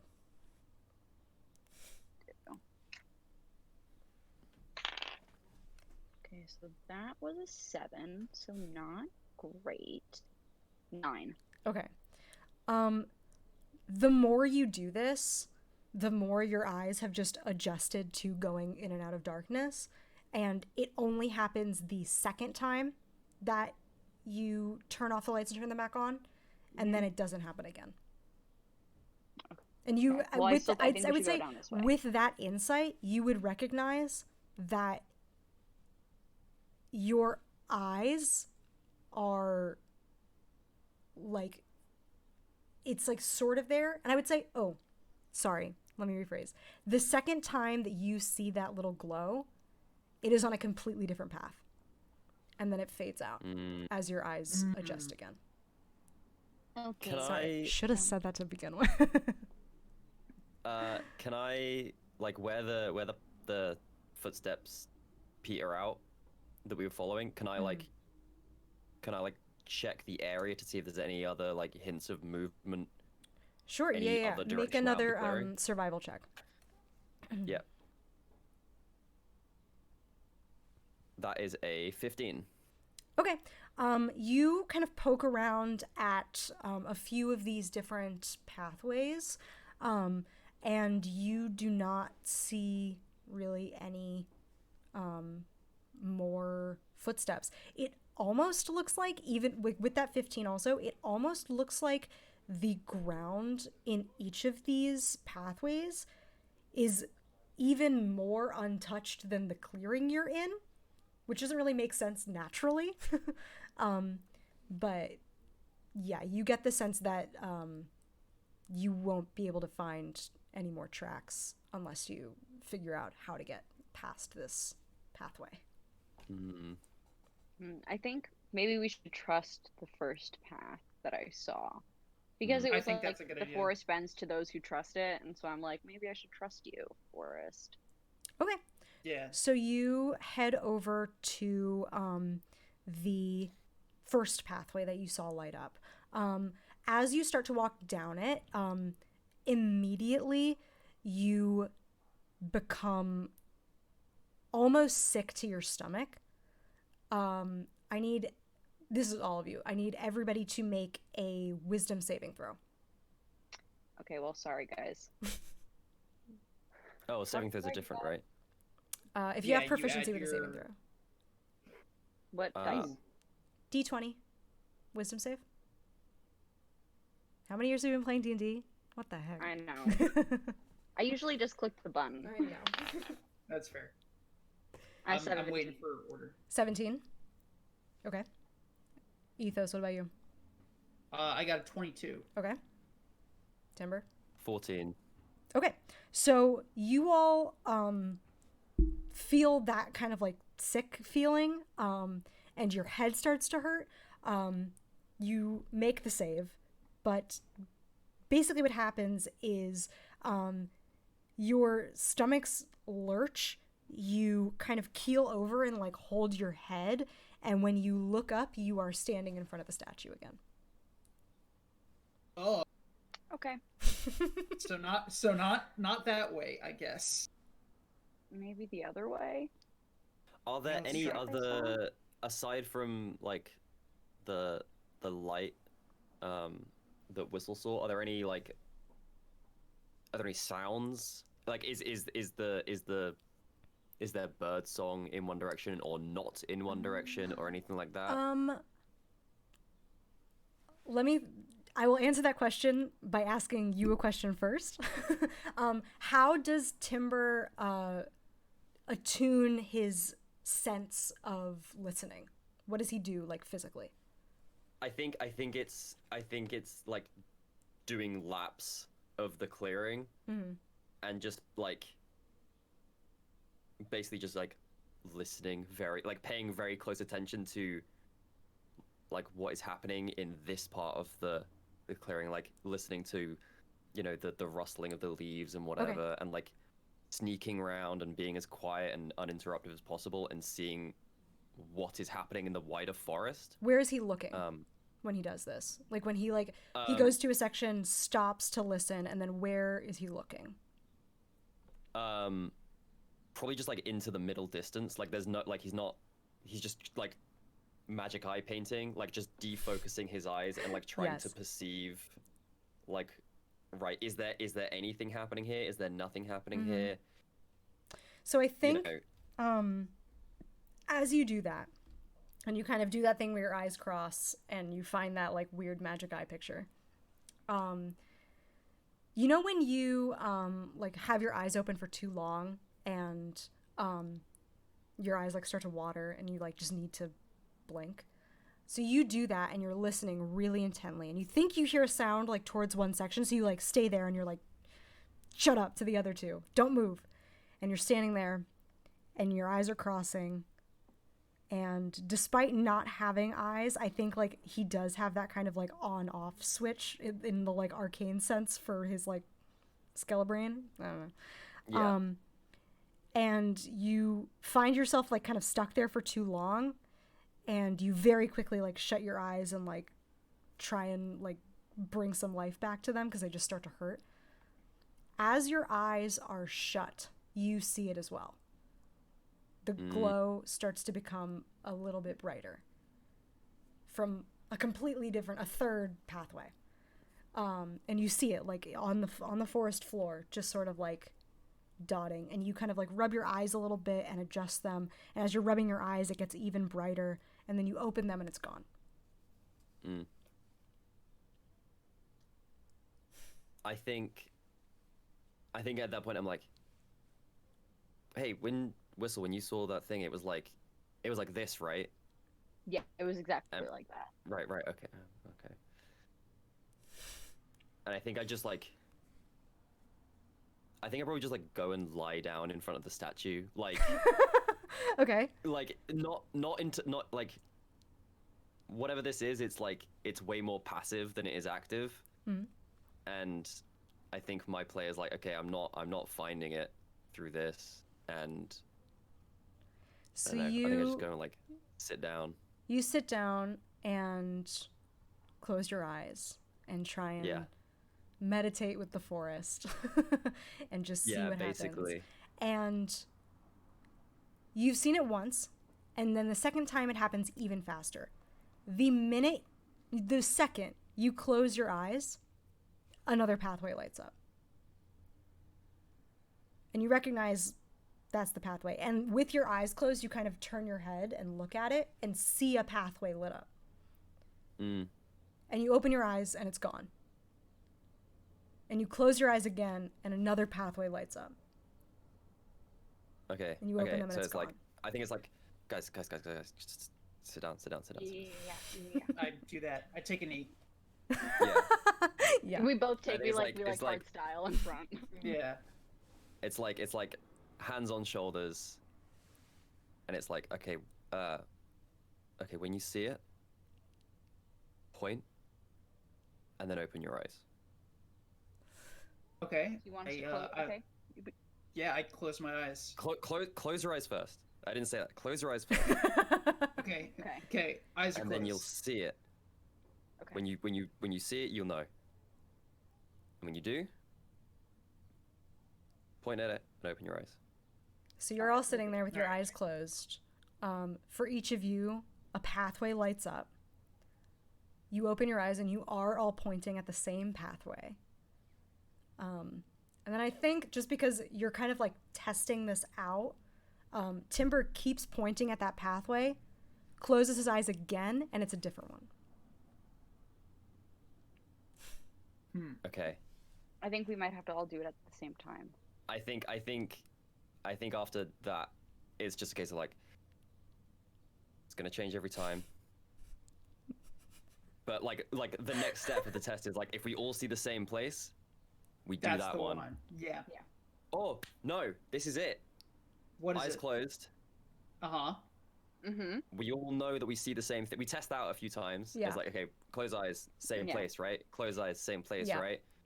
Close eyes, keep them closed, and we just go. Yeah, do we hold hands? Can somebody hold my hand? I'm scared. I will hold Whistle's hand. So, It's like Yeah. holding hands with Pepper, big furry paw. Yeah. so you all. And then in the other hand, it's my skeletal hand with just no. It's so cold, no feeling. It's like- softness, yeah, no warmth. yeah. No It's like comfort. a really bad Wizard of Oz. The warmth of friendship. Yeah. Yeah. Yeah, so you guys like do a couple tests. You read the inscription again probably a couple times of the desired way comes to those who perceive it, the forest bends to those who trust it, light shines for those who accept the darkness and embrace fear. So you all make a little daisy chain holding hands. You close your eyes, and immediately, because you've done a bunch of these tests now, immediately as soon as you close your eyes, a path lights up. And you start to walk, eyes closed, into this pathway.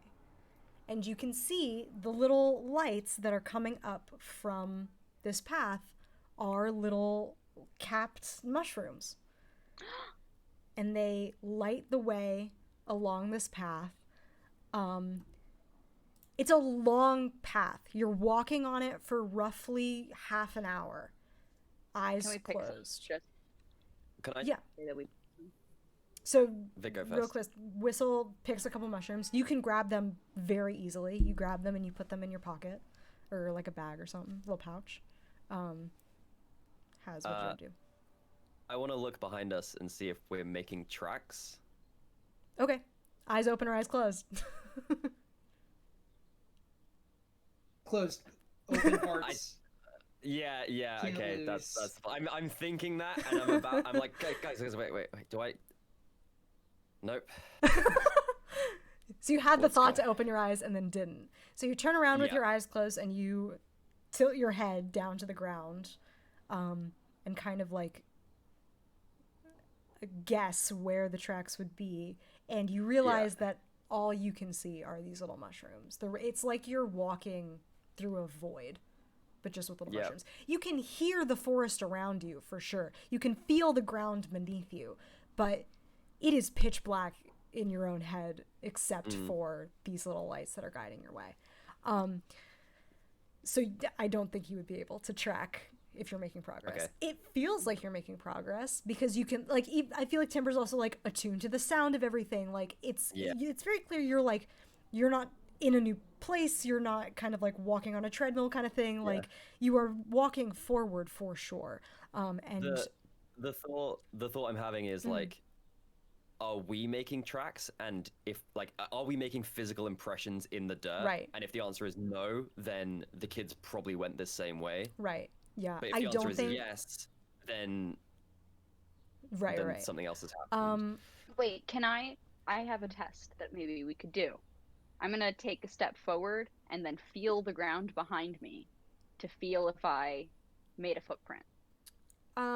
Yeah, you feel that you made a footprint. It's the same kind of like dry grass that's kind of coating this area. So again, it's like, it's sort of hard to tell, but you like reach behind you and hand on the ground with your eyes closed, sort of feel that there are like some broken bits of grass where you like put pressure on them with your feet. Like you're definitely walking forward.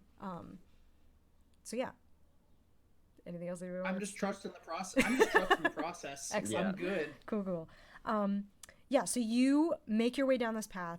You are blind here except for these little lights which you're following. And you hear twigs snapping all around you. From your left side, about halfway through, you hear a like low rumbling growl.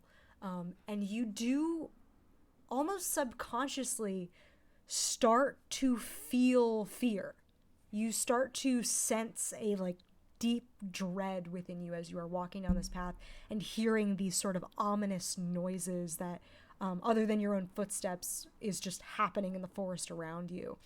You hear like another sort of like rush past you of like very fast feet on one side, and you feel like sweat start to drip down your back. Skeletons don't. You feel sweat to start to drip down your back. It's fine. Whatever the sensation everyone else is happening, your bones rattle. Yeah. Like it you know, yeah. He is a person and he's doing people things. As this sense of fear has like come over you, and it feels like it's sitting there in your body for hours almost. And suddenly the light stops. And you reach the end of the pathway and you walk past the end of the pathway, and the texture of the ground feels different. You feel your boots start to kind of sink into a similar kind of like muddy texture that was back towards camp. And the lights are behind you. What do you do? I open my eyes.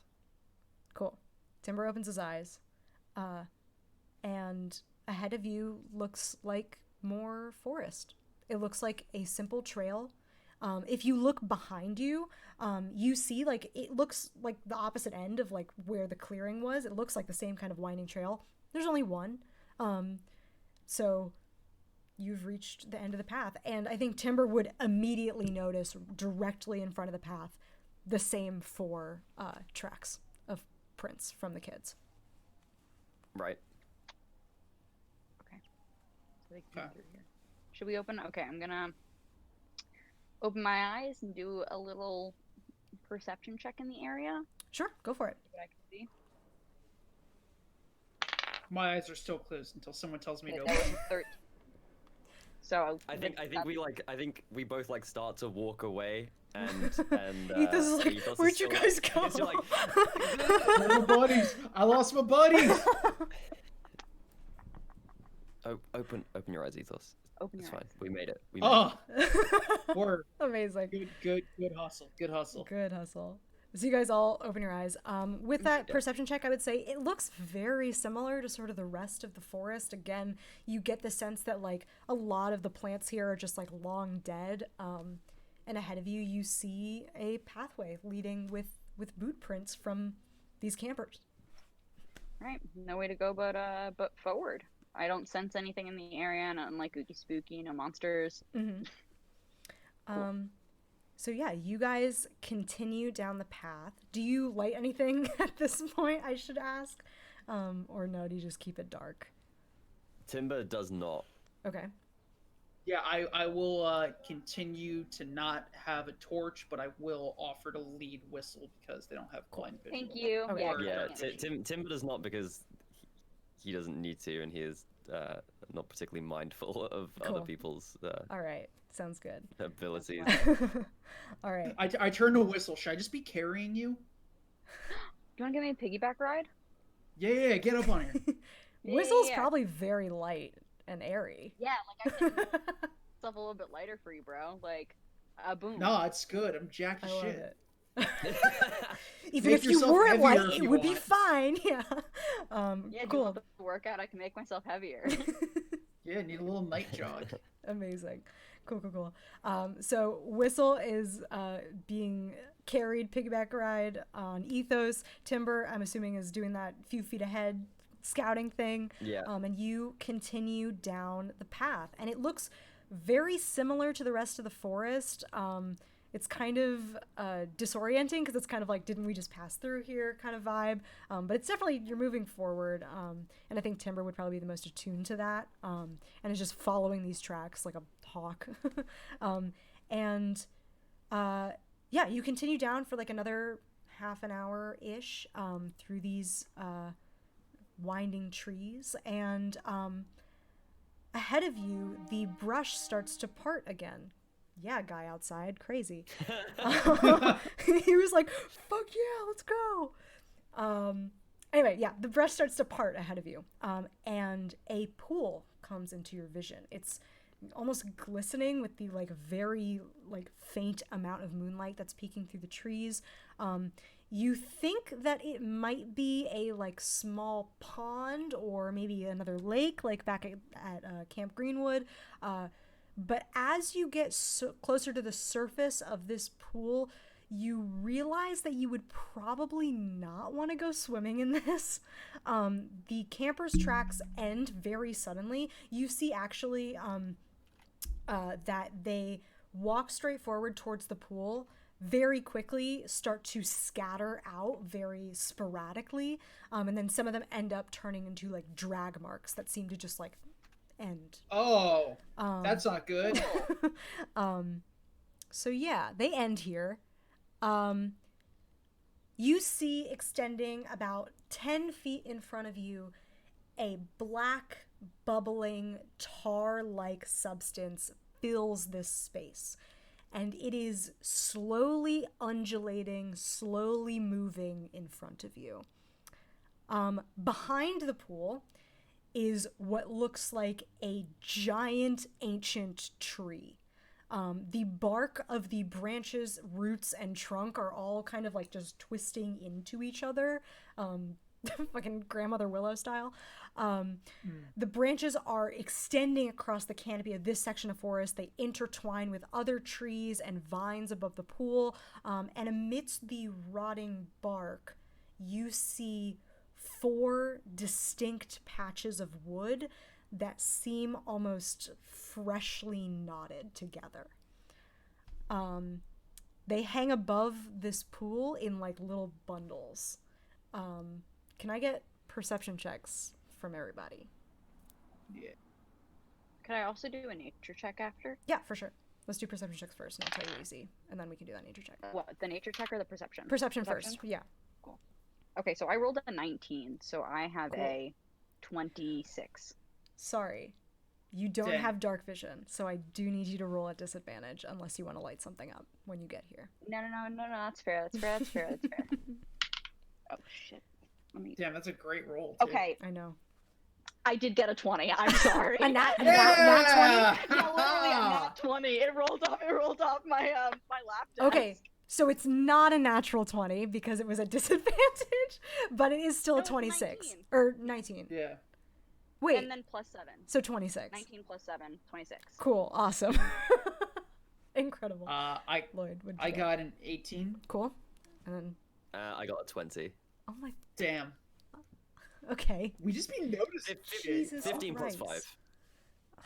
All right, fine. You can know all my secrets. It's okay. Yeah, so you are looking at this tree and you can sense, I don't even need the nature check, honestly. You get the sense that this tree is one of, if the not the only living plant in this forest still. It is not being kept alive by any sort of passive means, if that makes sense. It seems almost hostile and protective at the same time. And you can also see in these 4 little bundles, out of one of them, you see a large, hairy halfling foot. Out of another, you see just a bunch of feathers sticking out of it. In another one, you see a little scrap of checkered scarf. No! And in the last one, you see a hand that is still clutching a holy symbol of Pelor. So are these dangling right now, or are they just like as a part of the tree? Both. They are above you and part of this tree. This tree is extending out in sort of all directions above you and over this pool, and sort of they're above this pool but attached to the tree. As you recognize these mounds of wood as your campers that you were looking for, the ooze in front of you begins to bubble louder and louder. From these shallow edges, you watch as it begins to recede and almost gather into itself. And it grows tall in front of you before it stands protective in front of the tree and the forest next meal. So what we are going to do now is we are going to take a short little break, and when we come back, we are going to roll initiative against this black pudding. We're going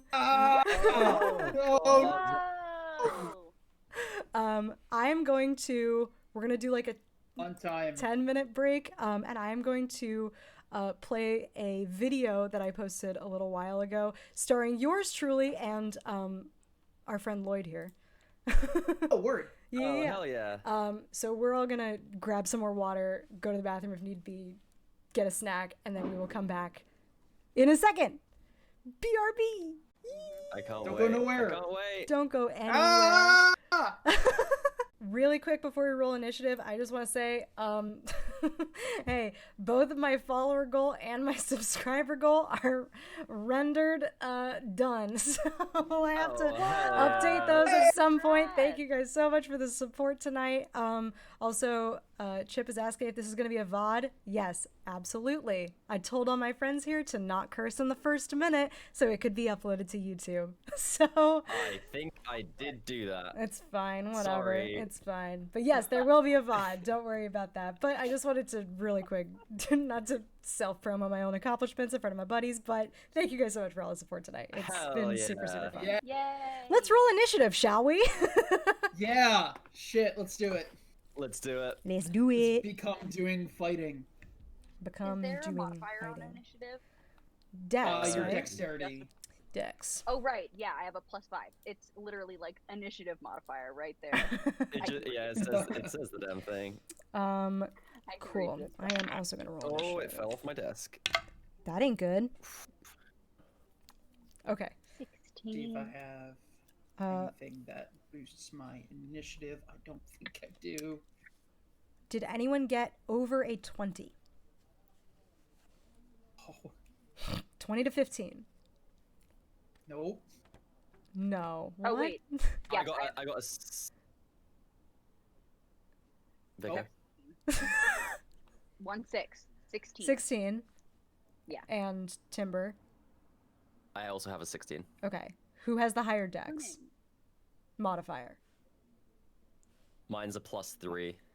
Mine's a +4. Okay. So we have me burping. And then Whistle and Timber. Okay, and then what did Ethos get?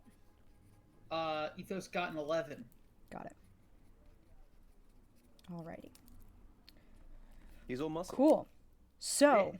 you guys are standing in front of this black pudding. Basically, we went into this clearing and thought that you were in front of like just gross water, and then it kind of sucked itself up into like a form. So now there's just kind of like a shallow indent in the ground. It is currently about, I would say, 30 feet away from you, for the sake of, ease of range. But it's theater of the mind, so we'll be generous. It's about 30 feet away from you. It is standing directly in front of the giant tree, looking, big and large and goopy. Up first is Whistle. What would you like to do? Oh, golly me. Well, what I would like to do is look at my good friend Ethos and say, your mane is looking just absolutely luscious today, and give you some sick, bardic bro. inspiration. Amazing. Thanks. What Thank you for what complimenting die is me. that Hello. at level 5? It's a D8, I think. Oh, yeah, let me see. I actually haven't used bardic inspiration ever. Wow. Yeah, it's It's a the D8. first time for everything. I know, It's a very- D8. One Cool. D8. Awesome. Let me roll it. Thank you. Oh, no. 3. Lloyd can just hang on to it. It's Lloyd can roll the D8. Yeah. I know how this works. You're so used to having the bardic inspiration, you're not used to giving Yeah, it. It's I'm true. so used to being inspired by the Yeah. bard. That's true. I'm usually the bard for context, Yeah. chat. That's me. I'm the bard. Cool. So you give bardic inspiration. You still have an action and movement if you wanted to do anything else. I will Oh, remind bonus you. action. Right. Yeah, I will remind you. You still are in darkness here, and you don't have dark vision. So anything that requires a roll will be at disadvantage if you don't light it up. Cool. So I'm gonna cast dancing lights as a cantrip Cool. and just kind of throw them up so I can see.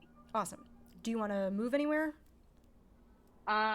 No, but I would like to, if I can, like take my blade out. Hell yeah. You're wheeled in. Awesome. That's Yeah. Whistle's turn. Timber, you are up next. I'm gonna just take a knee, get my bow. So and much just- taking just- a knee. These 3 just- fucking jocks.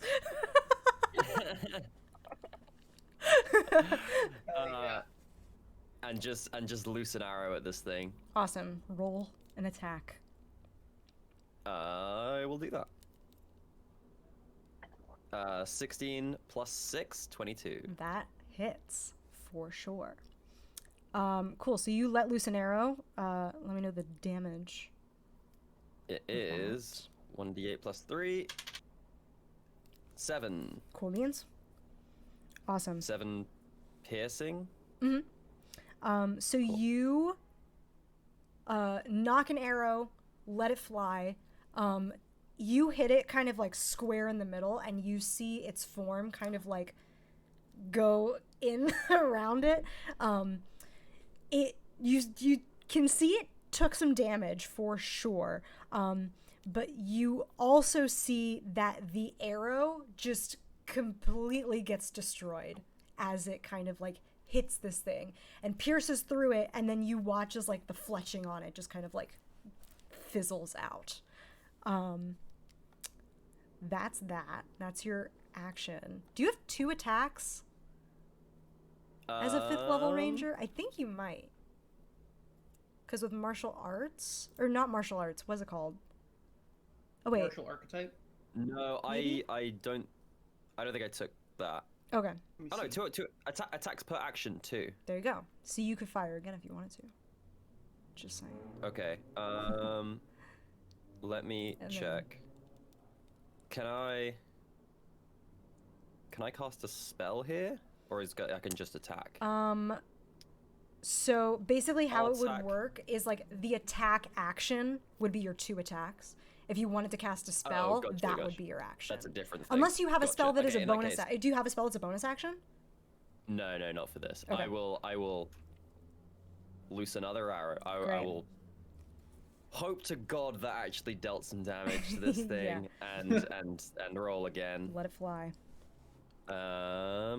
Is it another whole attack? Yeah, so roll another d20 to hit, and then roll the damage again if you hit above a certain number.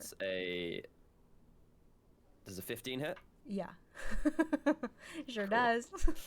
Roll that damage. 6. Awesome. Cool beans. All right. Anything else on your turn? Do you move anywhere? You guys are kind of all standing like sort of right next to each other at like the entrance of this clearing. Yeah, I'll take like a right flank Okay, cool. from here. Awesome. Not too far, but like I'm not, you know. Awesome. Cool. It is now the Black Pudding's turn. It is going good. to use its 20-foot speed to move 20 feet up. And it will hold its action. For I don't care for that much. Cool. Yeah, it'll hold its action. That's its turn. Ethos, you're up. All right, I'm gonna fucking just charge up the middle. I'm gonna try to meet it, and I'm gonna swing my greatsword at it. Awesome. Roll to hit.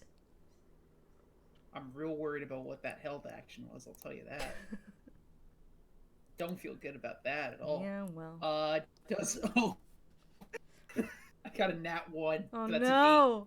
An 8? An 8. Yeah, I but still nat could- 1.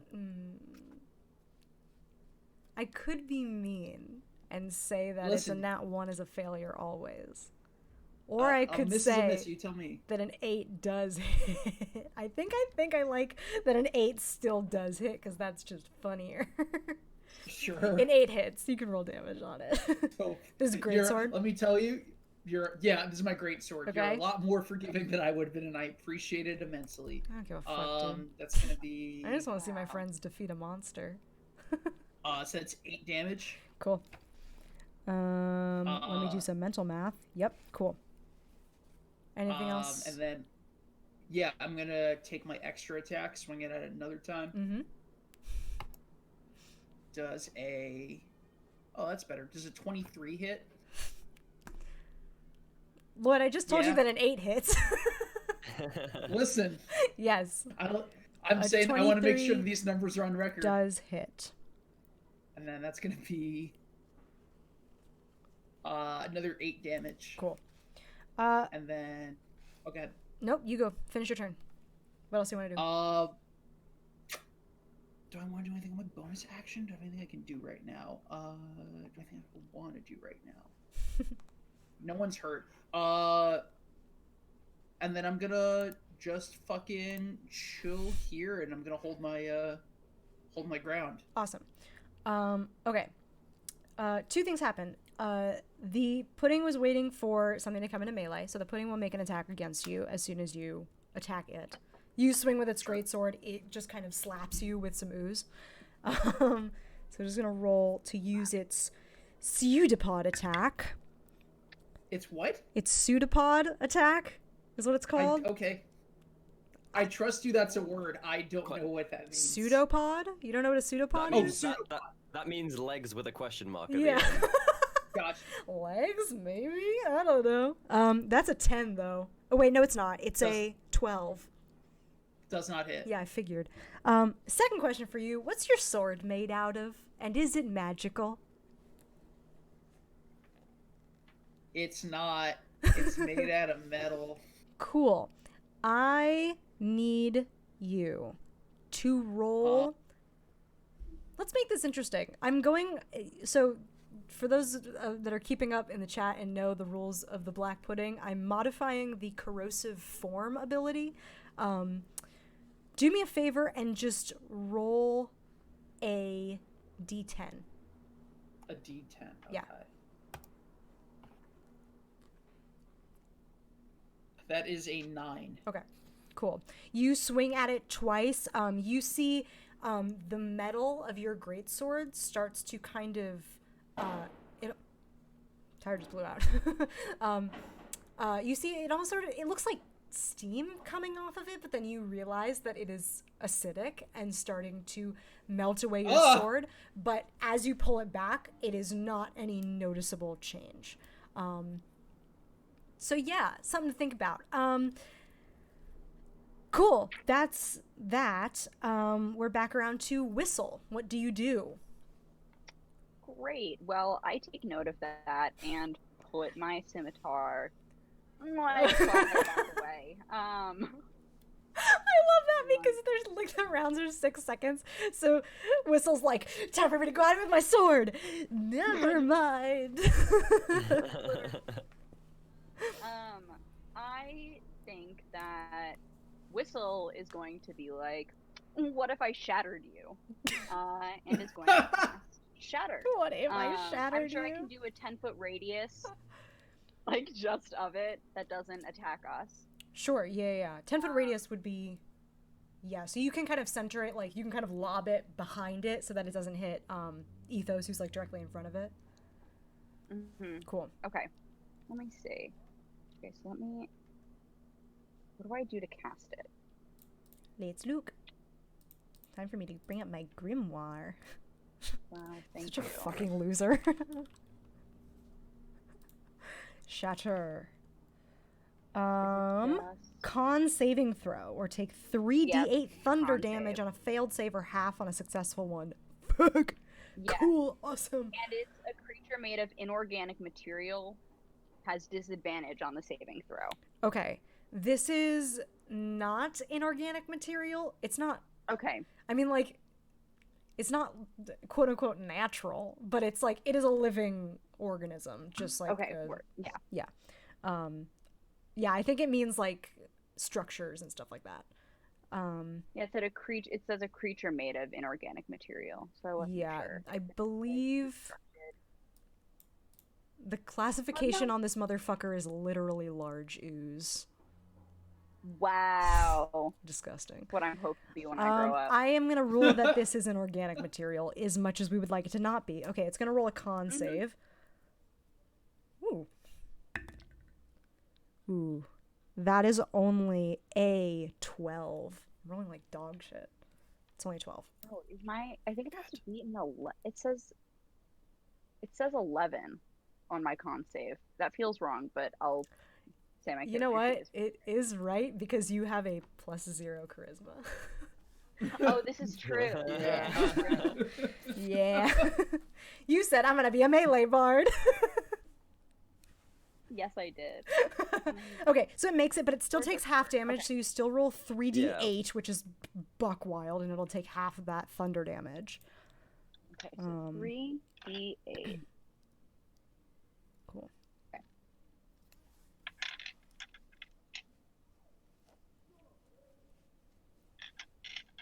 Just trying to find the correct ones. It's the one that looks like 2 pyramids. I'm using my funky koi dice. Look at this die, isn't it pretty? That's a nice I'm die. using It this looks one like a that weird Stella gave me. candy corn. How much was it? The first one was 4. Okay. Then 6. So 10. Then 8. Damn! 18. So it takes 9 more damage. Fuck. Okay, cool. Yeah, so you lob this shatter spell into the kind of space between the big tree and the ooze. I lost all words. Oh, which actually reminds me, what is the radius on it? 10 in all directions? 10. Cool, I have to roll another saving throw real quick. Oh, okay. No. Cool. So 2 things happen. Hang on. Yeah, voice. now we're playing TTRPGs. J. Hartman voice. Fuck you. 2 things happen. The first is you lob this spell. What does the spell look like at all? Like, what do you do to cast it? I think honestly, I do a finger gun. Just lean back. Nice. Okay, cool. So you just fire off this spell. It lands like right in the center, and it's thunder damage, so it is loud to everybody. It's very loud, and you see the ooze kind of like shrinks away from it, and pieces of it just sort of like fly off of it. What kind of damage is it? It's it's thunder damage. Okay, cool. At the same time, in the opposite direction, so towards the tree, you hear a really terrifying shriek. Like, it seems almost humanoid.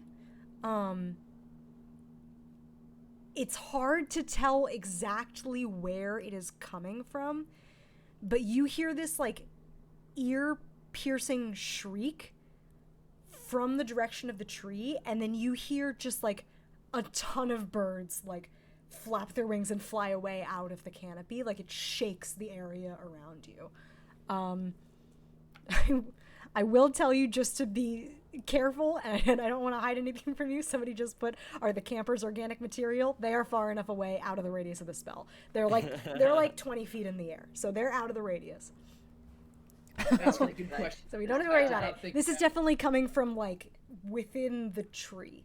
But it's hard to tell exactly what it is. Yeah, definitely. Okay. Anything else you want to do on your turn? Is there like a little tree I can like duck behind, get some cover? Sure. Yeah. So you duck behind like a smaller tree off to the side, get like half cover, I'd say. All right. Awesome. Cool. Timber, that's back to you. Cool. I'm gonna take a far right flank, like approaching behind the ooze. Okay. And I'm gonna turn to Whistle and say, next time you cast that, hit me. And then I'm gonna return back to the ooze and cast Hunter's Mark. Cool. Which basically just gives me a bonus to attack. Yep. Or it gives me a bonus on damage whenever I do hit an attack. And I think what that looks like is me just like staring at this thing and just giving it like a just point at it. You. I got it. I got this. Like, channel it, focus on it. That's Love the it. thing. Love it. And I cast Hunter's Mark, and it does the cool Artemis from Hades thing, where it's got like a little green like mark on its head. Cool. Got the Sims thing. Yeah, Plum bob. This is who I'm targeting. Yeah. Yeah, and it goes, and it's just like, yeah. And I love it. I get extra damage when I hit that damn thing. Cool. On each attack. So if I attack twice. Yep. I'm assuming that's what's happening here. Is 2 attacks are coming at it. Can I cast a spell and attack in a single turn? Let me double check Hunter's Mark, but I believe it's a bonus action. Yeah. You're right. So. It totally is. Yeah. Yeah. So you could do that. Right. You could still attack. So I cast that and then immediately. I think it's like as I'm drawing the bow, like it triggers and then I go. Yeah. Like you're holding the bow and then you point. You point off the bow. And it's like, yeah. Okay. Yeah. Cool. Just one after another. Beat, and then it's like. Okay. Cool. And then I loose 2 arrows at the damn thing. Excellent. Give me those 2 attack rolls. I will roll to hit, and the first one is a 2 plus 6, so that's an 8. That hits. That hits. Mm-hmm. That's then a that's a 5 plus a 1d6. Cool. For Hunter's Mark. We get the effects of Hunter's Mark too, or is it just you? I think just Harry. I think it's just me. Yeah. Okay. So that's total of 11. Cool. Then I roll to hit again. Yep. That's a 9 plus 6. Yeah, that hits. And then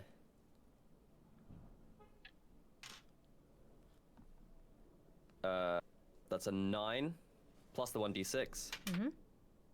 Which is a 2. So another 11. Awesome. Ooh, you guys are eating away at this thing. So Timber points at it through the bow, fires off 2 shots as the Hunter's Mark kind of gathers around it, and it sinks into more arrows. And you see it kind of react to the arrows. Like, if I got shot here, I would go like this, and you see, like, where you shoot it, it, like, falls backward, and then, like, it gets shot over here, and it, like, winces away from it. And you can tell that you guys are...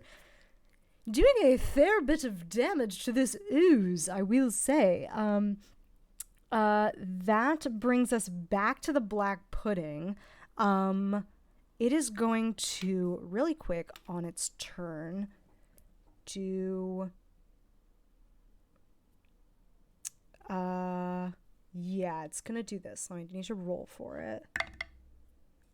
That's a 19. Okay, cool. Yeah, so I can definitely do it. Okay, so right in front of Ethos, you watch. It's like very large. Like you're a big guy, but this thing is also very big and taller than you.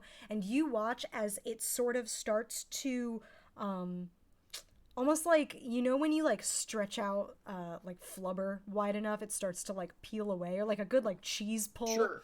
It starts to like peel away.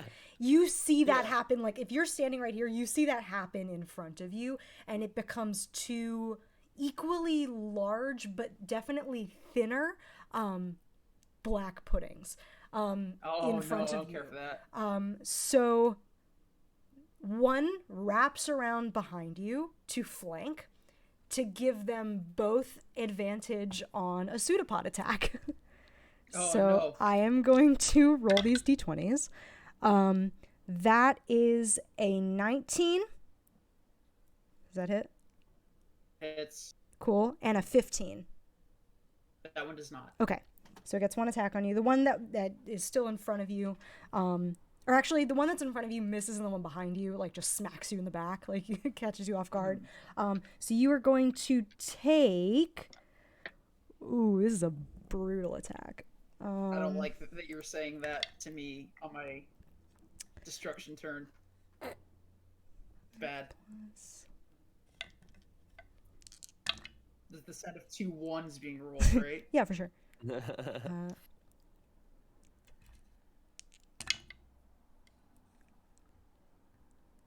You take I hate this part. 18 points of bludgeoning and acid Jeez. damage. 18, alright. Yeah.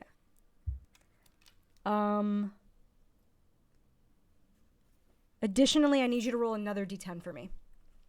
Sure.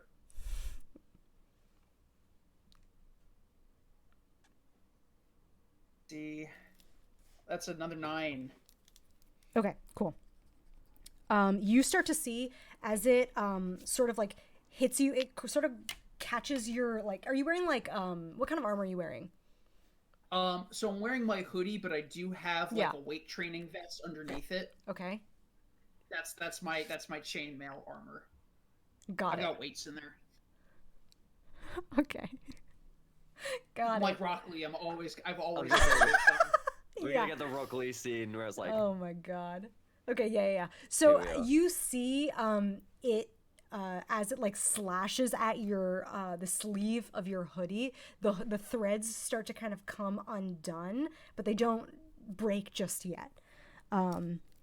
Cool. Oh, care for Awesome. that. So you now have 2 black puddings on either side of you. I will tell you, if you wanted to, one of them is going to move towards probably the one that casts a spell at it, if I'm being honest. It's going to move towards Whistle.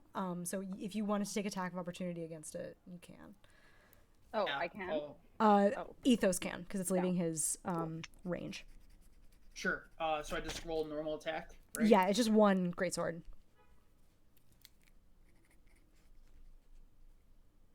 Does a 20? Yeah, 23. Yup.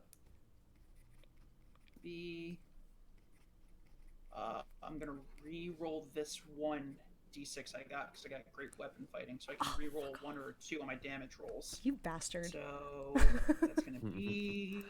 So it's a 4 and another 3, so that's 11 points damage. Woo! Okay, I need you to roll another d10. Can I not?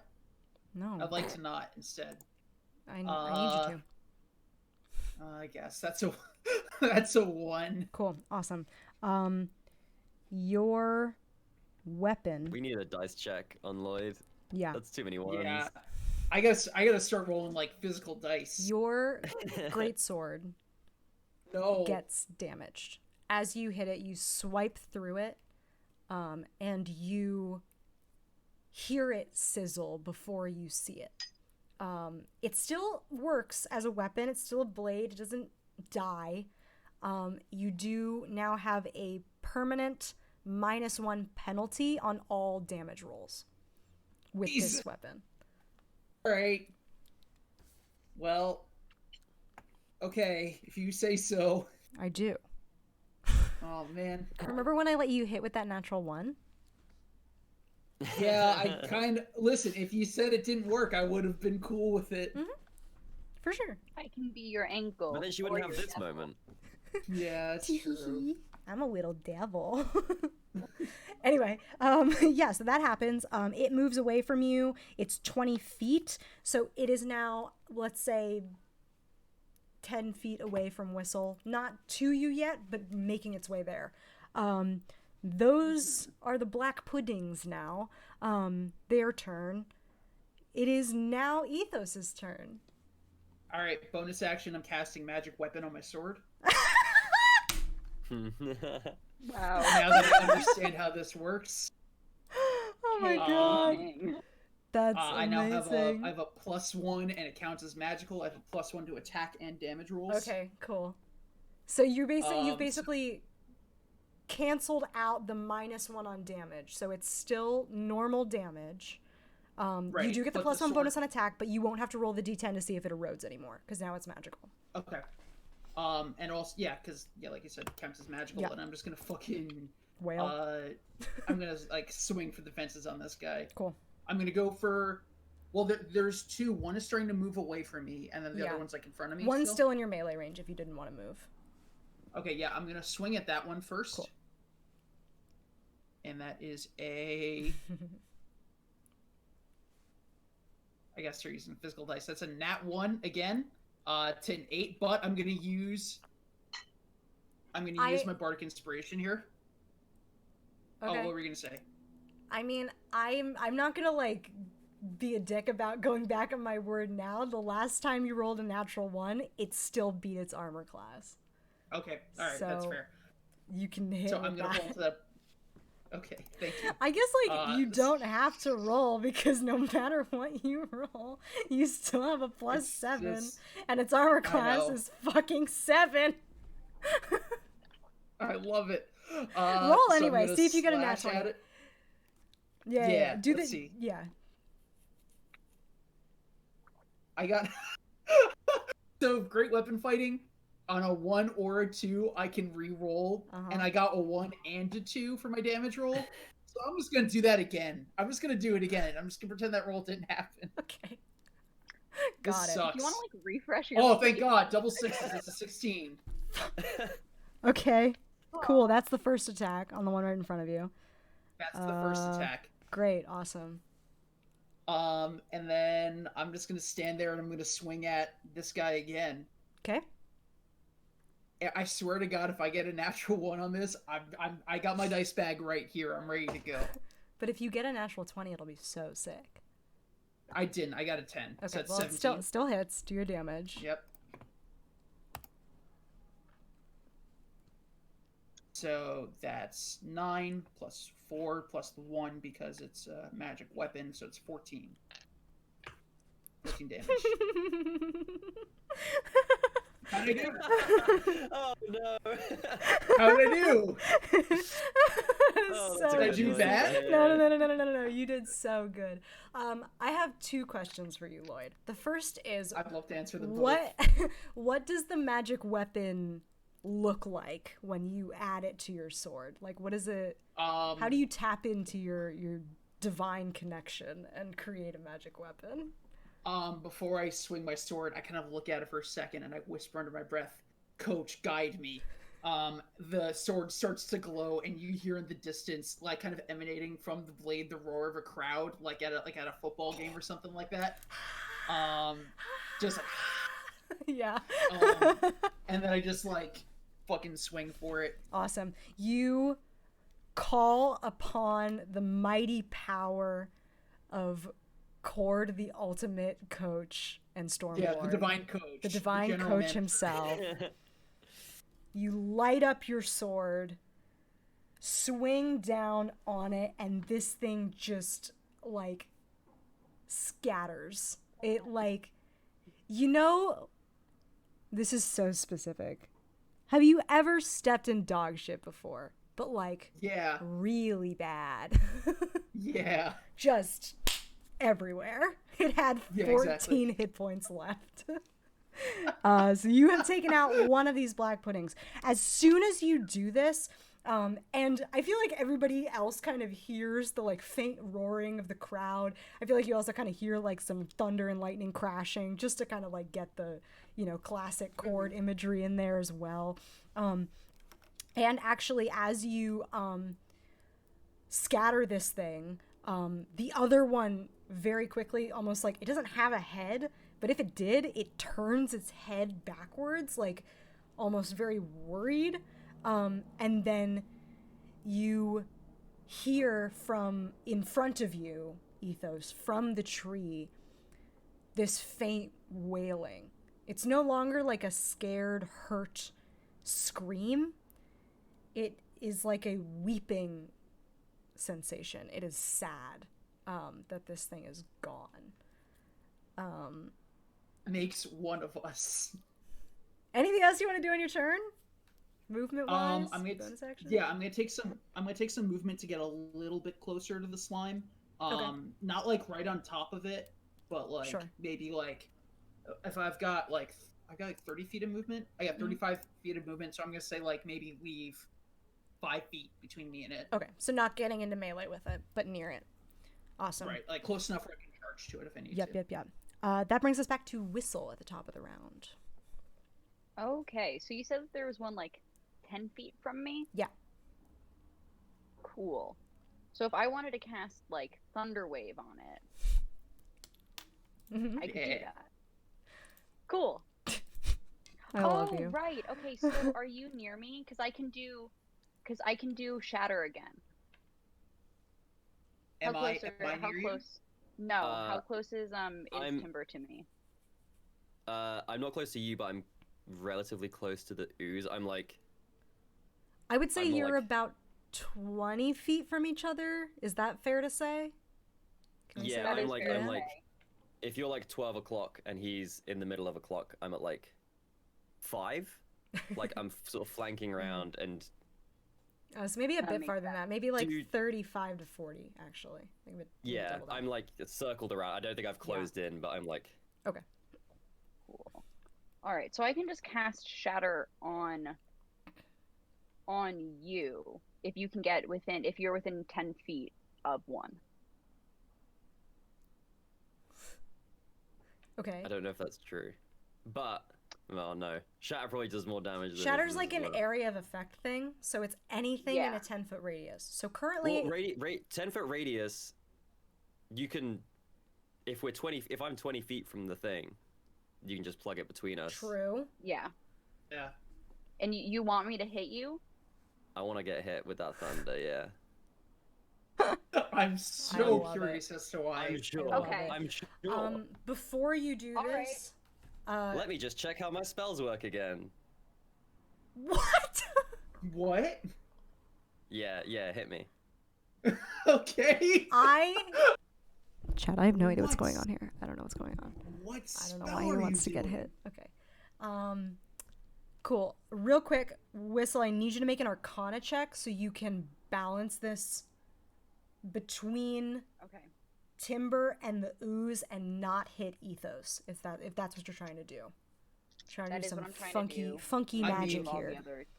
I mean, if I get hit, I get hit. Okay. I'll say this: if you have the opportunity to do something cool, you should take that opportunity. Yeah, no. I mean, if this is a high enough Arcana check, then you're... A what? A 15. Okay, yeah, then he's fine. You can angle it to make sure that you're just hitting the two of them. So you're doing Shatter again instead of Thunderwave. Yes, because Thunderwave only comes from me. I can't cast it on somebody. Got it. Cool. Okay, so that's a con save from both the ooze and Timber. Am I allowed to not make the save? You just want to automatically fail it? Yeah. This is so dumb. Yeah. Yeah. Yeah. Is that allowed? Yeah, for sure. I genuinely don't know what you're trying to do here. I don't know what ability you're trying to trigger by doing more damage. Like, I feel like some a judge Sophie in a Bike procedural shit. where Yeah. I'm like, let me see where he's going. But you're on thin ice. Literally, like I don't understand what you're doing, but I have the utmost faith that it's gonna be sick. So yeah, sure. I just don't know why you would want to. The ooze rolled a 13, which I believe beats your 11 DC, but still will do half. Cool. 7. Cool. 6. 2. 7 plus 15? 6 is 13. Yeah, 15. Cool. But it takes No. half of that. Oh, but it takes. Wait. Yeah. Yeah. So it would So it take takes- 7. Rounded down, right? Yeah. Yeah, run down. And then Harry takes 13. What is your plan? What I do as soon as it hits me, I cast Absorb Elements as a level 2 spell, which lets me refocus incoming elemental damage into a weapon I have. So what you see is like that sick like wind effect in anime where it just like it hits like an orb of nothing. You know where it's like you see like the wind billow around something, Yeah. Yeah, I do know. and then it just I do know, like Harry. and then it just sort of like whips around and just like nestles itself in the dagger that I have at my side, and it's just like there's just like air like surging around this thing, Interesting. and I Hell can yeah. I So can cool. Interesting. I can interesting. absorb Really interesting. I can really absorb cool. elemental damage into Awesome. my next melee attack. Awesome. I love that for you.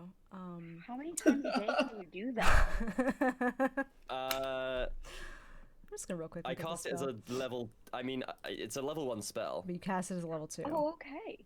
but I cast it as a level 2. and it's a which I will not. reaction. Oh my god, it is. Yeah, What it's the a reaction fuck? on incoming damage. The spell captures some of the incoming energy, lessening its effect on you and storing it for your next melee attack. You have resistance to the triggering damage type until the start of your next turn. Also, the first time you hit with a melee attack on your next turn, the target takes an extra Oh, I still 1d6. take the damage. I think so.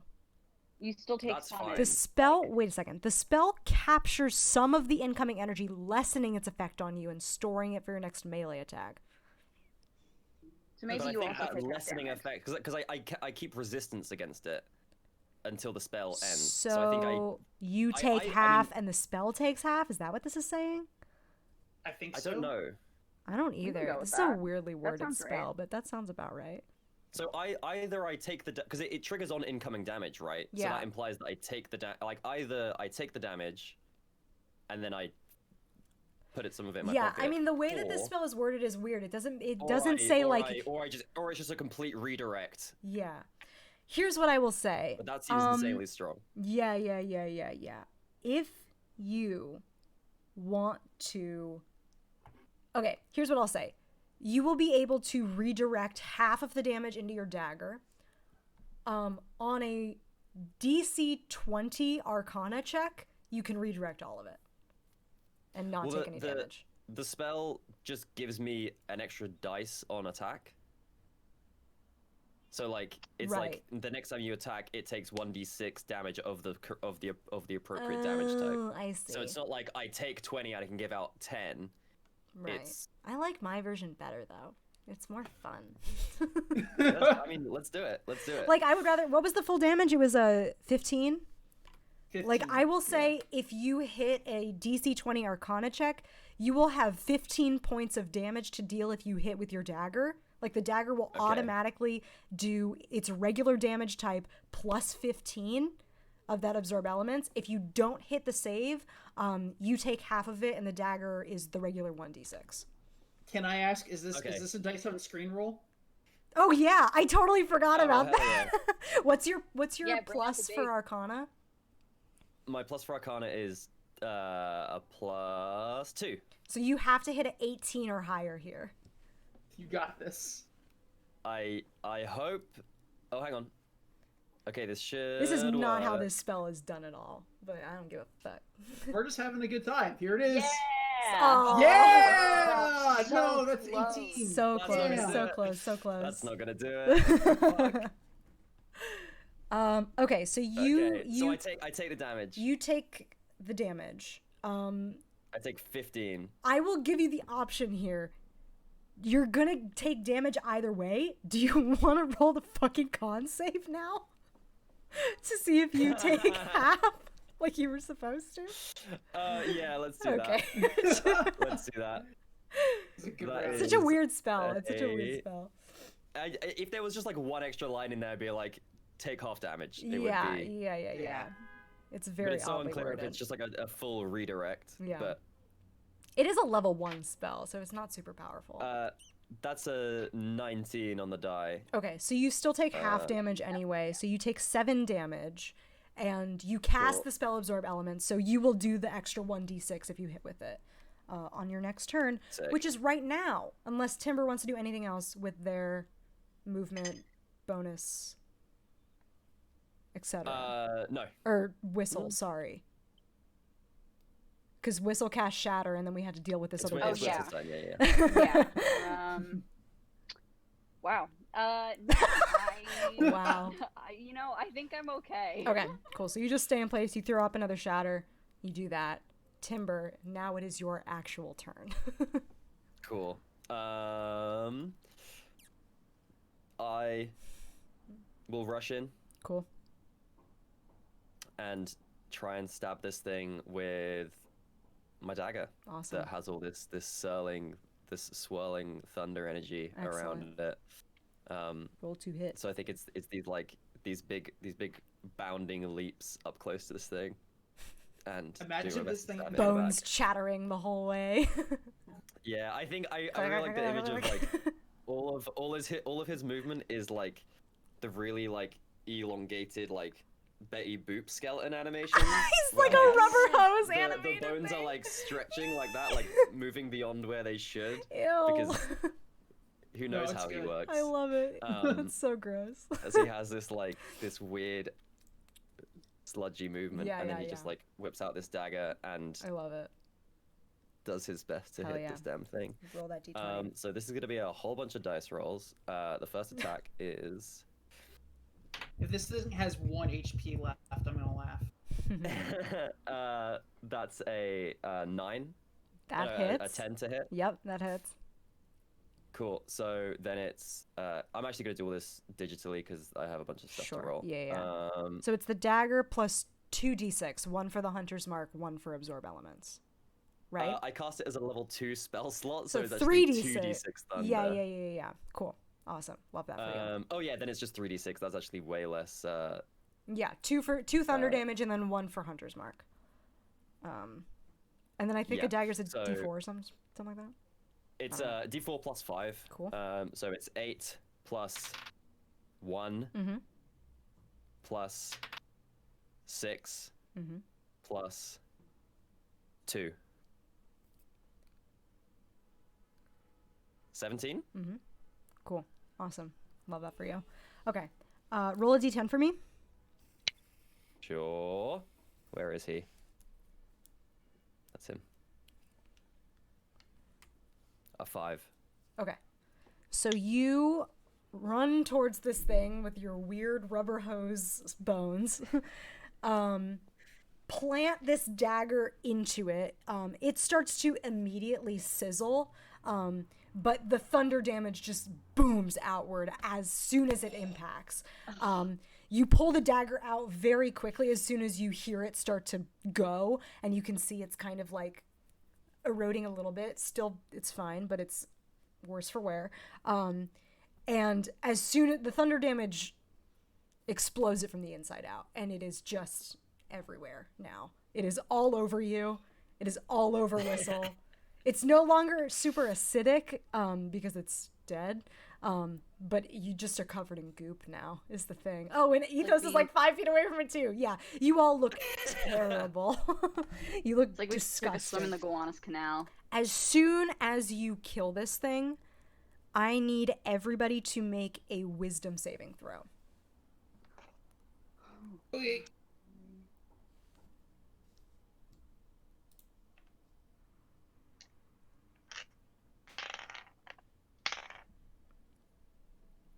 $12. I Okay, got an 18. Cool. I got a 20. Okay. A similar sensation. Ooh, somebody asked me if I wanted to become famous. Oh my god. I love robots. Anyway. Oh, you beat me to it. You feel a similar sensation to how you felt when you started walking down the pathway with your eyes open earlier, where your stomach lurches. You hear a huge aggravating ringing in both your ears as another ear-shattering screech emits from the tree in front of you. Whisper, you take 11 psychic damage. Oh, Yeah. jeez. Ethos and Timber, you each take 5 psychic damage.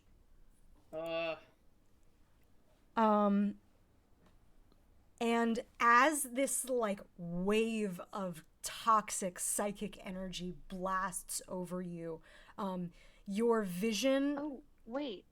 Can I use my scroll energy? Is the avoid bad vibes? Oh, wait, what was it? What was that spell called? I already forgot. Energy something. It was like energy absorb, like. Oh, protection from energy, Energy. right? Yeah, what's that mean? Let me look I'll up. decide if I want to use it. Let me look but up the spell real quick. Protection from energy. No, it's not. It doesn't work like that. You can use it on a creature to protect them or give them resistance to a damage type, and it's an action, so you wouldn't be able to I see. protect yourself against this. Yeah. Yeah. You have that thought of like, I can protect against this energy, but then as it kind of like washes over you more, you realize that like, this is not even a spell. This is like an effect of this place.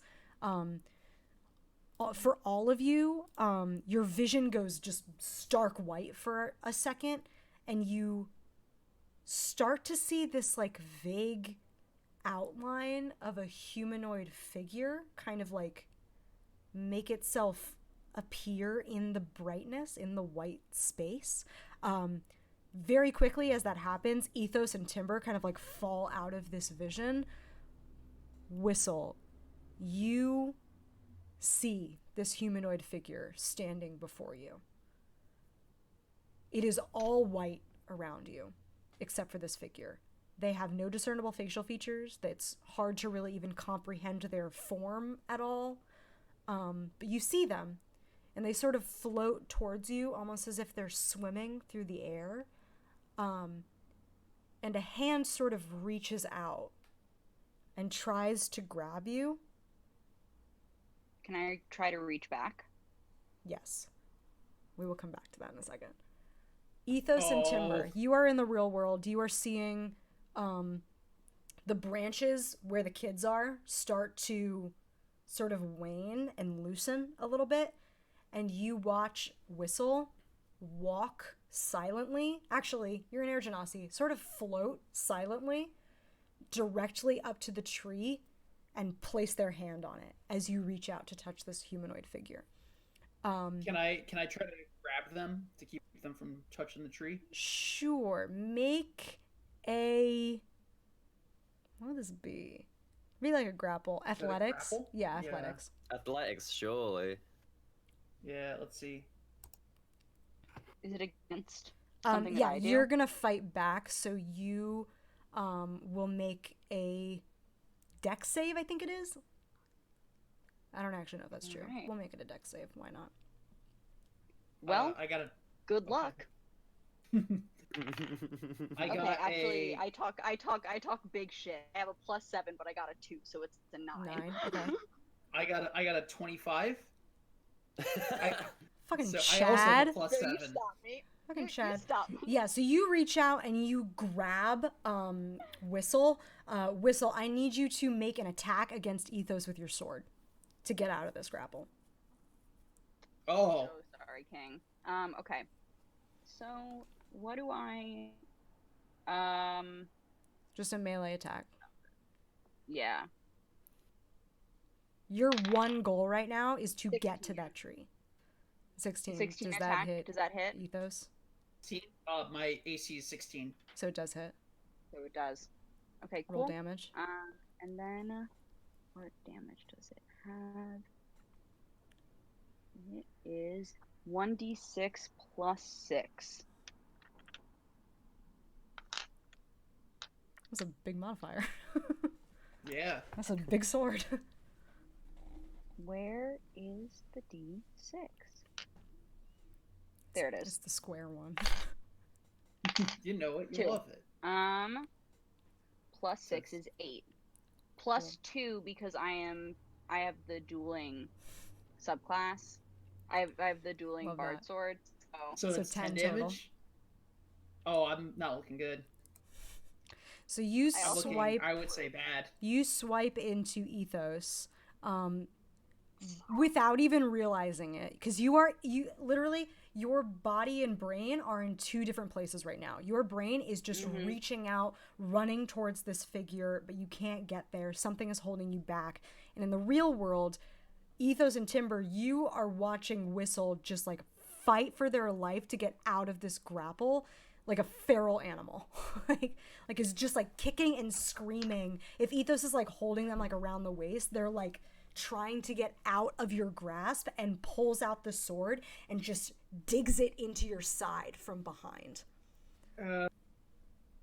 Help? What are you doing? They don't respond. Not home.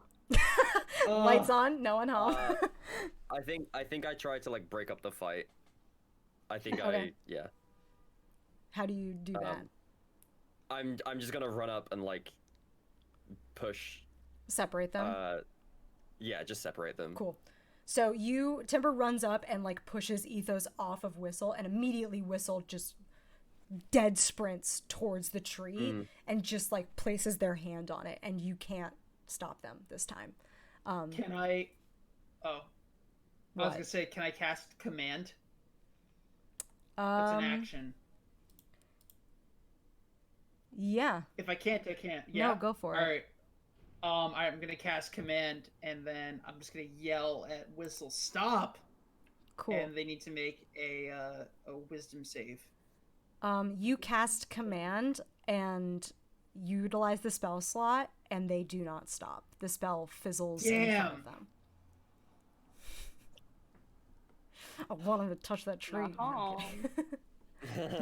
They get at this point. They get to the tree. Yeah.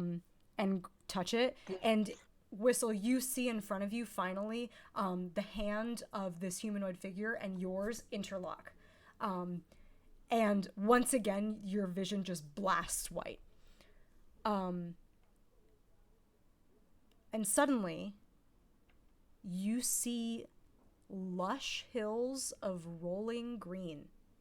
You see wild flora and strange animals here in the Greenwood forest. You see rivers that run clear as pixies dance atop lily pads. You see large owl bear dens in caves, mothers protecting their young. The forest is teeming with life. And you gaze upon this wondrous vision of bright and vibrant forest life. And you see this large tree decorated with like little sprouts all over it and plants growing off of it in all directions. Its bark looks like thick and healthy. The pool in front of it where the black pudding once lay is clear and still and is full of small fish and sea anemone and life. And then you are pulled away from this heart of the forest and back to a lake. A familiar lake where a dark power grows and expands. You watch from the center of this lake, from a huge obelisk, arcane ley lines getting laid out, designed to siphon magic away from the forest, for the protection of the few and not the many. These lines, they wind their way in miles for all directions, and you watch in seconds as if years are passing by. You watch the flora die out, the animals grow hostile, the wildlife just scatter, the trees growing weary and broken and dead. And this once lavish ecosystem is deeply damaged, but you have seen how it once was, and you are thrust back into your body. What? Hi guys. Vision quest Stab time. me again. I'm bleeding a lot, bruh. Oh wait, can I cast Healing Word on you right now? Okay, let me cast it at third level for you. Would that work? I'm so sorry. Would that work? Yeah, I would be cool with it personally. Cool. So I'm gonna cast Healing Word at third level. Mm-hmm. Go for it. It's 3d4. Oh right. Cool. Okay. Oh, let me do the pride ones. Stella gave me game time. Sick. I'm using the D20 of that same 2. set. We're 4. in separate rooms in the same house. Crazy. 4. So So I get 10 4 altogether? damage? 10 damage. Yeah, so that's 2, 4, yeah, 4? 10. Yeah. 10 altogether. Hell yeah. I think that's plus Well, your and then- spellcasting modifier as well, which is 0. I forgot. I'm sorry. 0. You Yikes! every opportunity to remind Whistle that they have the worst odd stats. My- Your Maybe. spellcasting is Might 0. be. I will pad up my wounds and I'll lay hands upon myself and give myself another 5 back. Cool. Anyway, I think that the big obelisk at camp has killed the forest. We Word. need to go talk to That Jeannie. smile. That makes sense. That obelisk is sus as hell. Yeah. I don't know if any obelisk is not to listen, maybe, but I yet to meet one that I trust fully. We should I'm gonna point at the 4 I'll call them baubles that look like they have campers in them. Yeah. Like, yo, should we be doing something about that? Death. Yeah. Tight. I will climb up the tree carefully. Cool. And I will try to remove the children Great. Yeah. from the tree. I'll say with a little bit of time, you guys carefully let the kids out of these little weird pods. They are bruised, they're beaten up, they are unconscious but alive, so stable. They're not looking great. And as you are doing this, all 3 of you hear these echoing whispers all around you of just I can take you back. I can bring you all back. Please help me, please. And it's just echoing all around you. And I think Whistle in particular, you hear as well. You hear, I just need something, a little bit of something. Help me. Wait, you just cut out. Oh shit. So Yeah, She sorry. says- I think when you whistle, when you whisper, the mic doesn't. Oh no. Okay. Well, basically, Whistle hears just the words, "Help me! I just need something, anything. Help me." And give me an insight check. Yeah. Cool. So it's gonna be +2. 17. This thing is hurt. You, not just because of the recent battle that's occurred here. You cast a spell on it earlier and it got hurt. And it's been hurt for a while. And you think that I'm sorry. helping it even in a small way could provide it enough power to get you back quickly. Anybody? What do we have on us? We got I a can ration. lay on some I more will hands. that I will also tell you, you get the sense that it can kind of like sense everything that's happening in this space and probably watch you just heal your friend. True. I can cast a healing word at. Do I spend another third level? I only have 2. We don't know how much we need to heal it by, do we? It said anything, not, right? something, and then All with right. that insight check, I think Cool. Whistle can understand that just like even a little bit would be okay. I'll put my hand on the tree, and I will lay a hand on it for a single point. Okay. See what happens. Cool. I'll cast a first level healing word Okay. for it. Awesome. So you cast those spells. Tree hugger. Immediately as you do that, the air gets knocked out of your lungs. And you all are shunted back through the forest at an impossibly fast rate and find yourselves sprawled out on the central lawn in Camp Greenwood. The kids are lying next to you, still unconscious, but alive. But you are immediately just blast back through the forest and you're back at camp. I would like a perception check from everybody, real quick.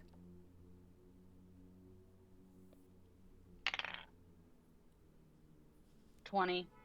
Okay. Not nat. 17. 13 plus 7. Mm-hmm. I got a 12. Cool. I got an 11. Awesome. Let's go low side. So Timber, you immediately notice, I think that you kind of like go over to check on the kids, and they are like still alive. They are injured badly, but they are okay. You notice on them that they have a small jar. Like I think Greg is holding a small jar of the mushrooms, and what was her name? Penny is holding another little like cork bottle that has like a little will-o-wisp in it that's like bobbing around, like it's hitting the side of the glass like angrily. Ethos, you look up. You like are lying flat on your back as you get blasted back here, and you look up above you and see the barrier that protects Camp Greenwood, and you see it looks not so much stronger, but just angrier. It looks like it is roiling with magical energy. Whistle, you immediately stand up and look out across the lake, and you see the siphon in the middle of the lake that holds this barrier in place. And standing on the shoreline is a hooded figure looking out at it. What do you do? Oh. You get a nurse for the kids. Like I don't. Can I? Are they The still? sending I mean, stone.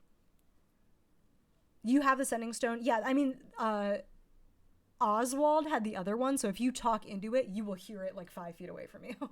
Because the kids are right there. You If get you guys, some mad feedback, it'll sound horrible. Yeah. Yeah. It'll just feedback into each Do other. I know if whining. Jeannie's within 120 feet? Do you know if she is within 120 feet? Her office is, I would say, make an investigation. No, insight check. Make an insight check. I'll do another insight check. I would also say, Ethos, if your first instinct is to get the kids to the infirmary, it's very close by. You could probably scoop all of them up and run over there and drop them on the porch if you wanted to. 15. 15. Okay. You look at this figure and you realize in all your time at Camp Greenwood, both as a camper and a counselor, though she didn't do it often, the only person who opened the barrier between camp and the forest was Jeannie. Mm-hmm. You look out at the hooded figure for build? Yeah, we're not. Yeah. Can I pop a divine sense real quick? Sure. Just to see if Yeah. I see anything particularly Is it like celestial? bad vibes, of course. Celestial, Fey, Fiends, Undead, I think. Celestial Fiend Undead. Celestial Fiends, Undead. And I can detect good and evil. Right. Strong sense of evil, for sure. And you recognize, like, I think also, like, as you cast this, you've definitely cast Divine Sense on campus before, like, to either demonstrate what it does or, like, to kind of point out to other paladins, like, look, if you cast Divine Sense next to this skeleton man, he lights up. Cool, huh? Yeah. It's a little jig. You recognize that this is the first time you have cast Divine Sense on campus that has been fully accurate. Hold on one second. You definitely get a strong sense of evil. And you get a sense of undead coming off of Genie.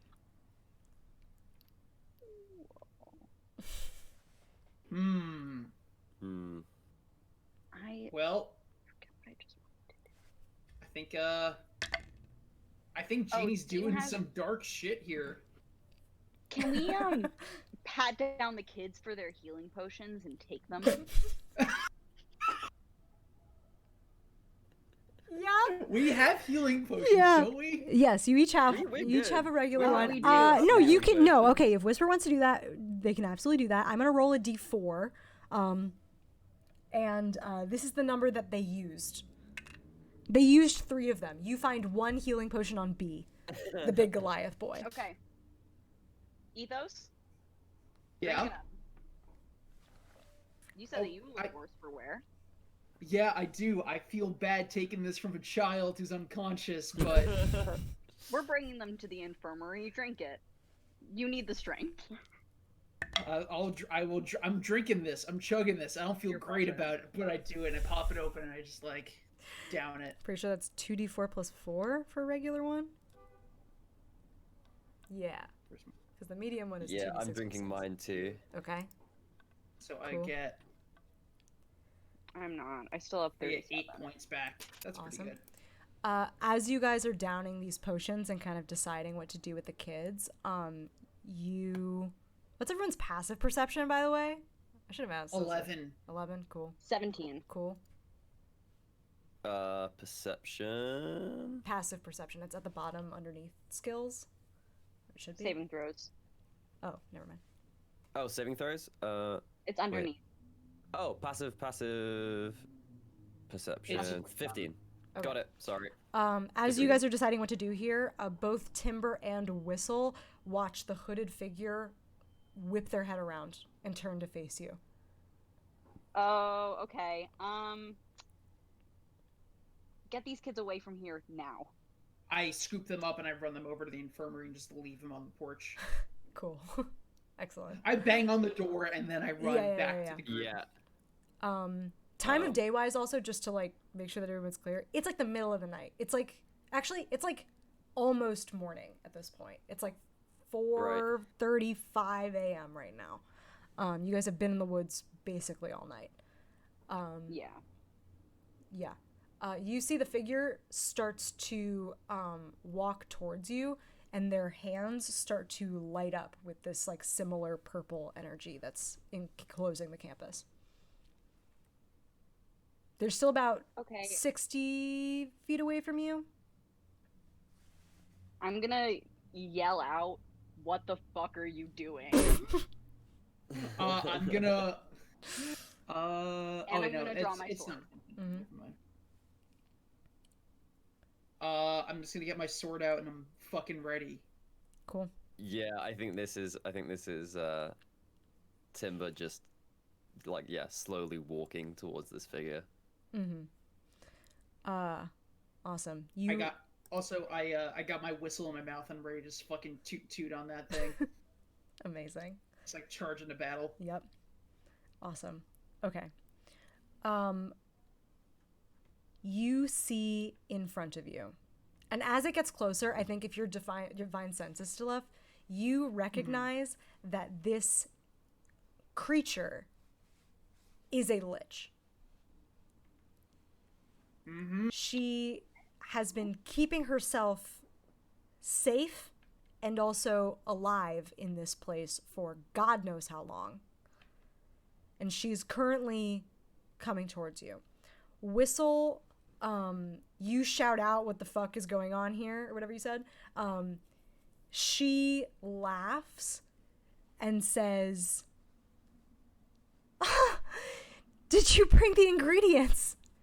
Did you bring them? You found the kids. No. You didn't." No, we didn't bring everything. We concentrated on getting them back. You You didn't. said the kids come first. I did say that, didn't I? So you didn't bring the ingredients for our protection, for all of our protection. All the kids come about right. first, right? All of them. And she riles up and blasts a spell directly towards Whistle. She is going to cast... Well...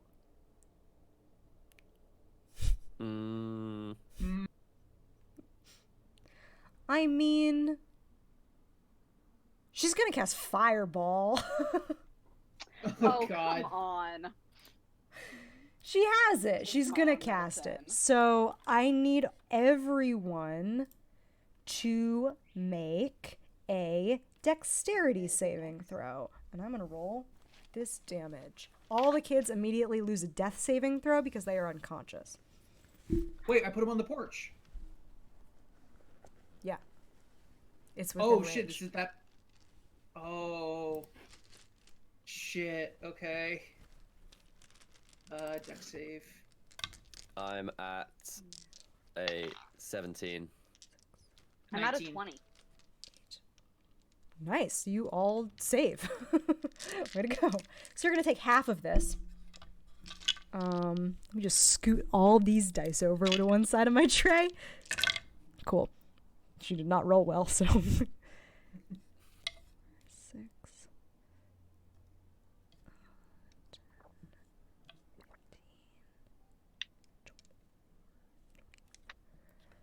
24 damage reduced to 12 for each of you. This big lightning bolt like blasts down on you. It's like fucking Azula Agni Kai. Just directly on you. The kids look terrible. They look scorched. They all have one failed death save. You all take 12 points of damage. And we're just going to jump straight back into the initiative here. Can So we I don't waste time. cast Absorb Element as a reaction there? Yeah. You want to do the same Cool. thing? Of Arcana yeah, check? Should we just say I take... Yeah, Arcana? Yeah. DC 20 Arcana check. That's a 9. Okay. So you can do the can do it. 1d6 and your dagger. Cool. Uh, Do you want me are to we- are take we- the damage? Yeah. Okay, cool. You take... are Well, we- Taking 12. does it say you take...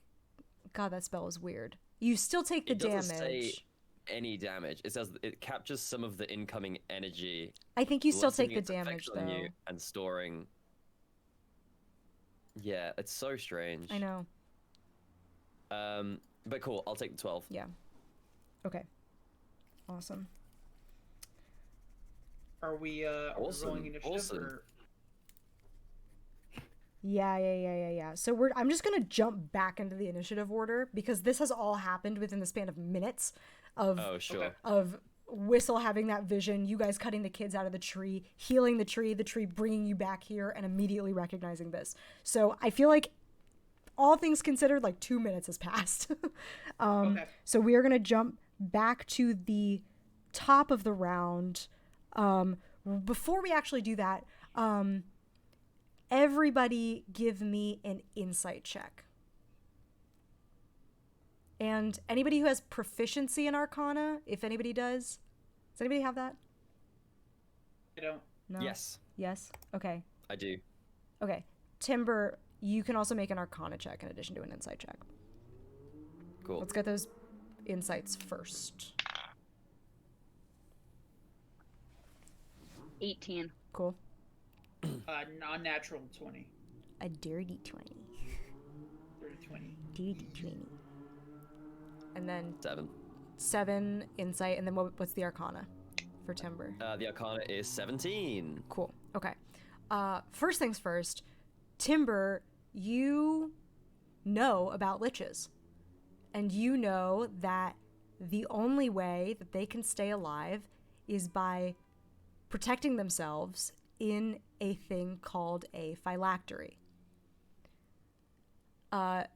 Insight checks that got above a 15 would, if this information is shared, recognize Genie, recognize this place as being protected, look at the siphon, and come to a bit of an understanding. And kind of just put puzzle pieces together. DM, Yeah. I have a question for you. What's up? Would the siphon count as inorganic material? Yeah. Cool. You would also know that it is currently under a magical effect. So, yeah. There's multiple ways to go about this, but that, yes, that too. But yeah, 100%. It's a fucking obelisk.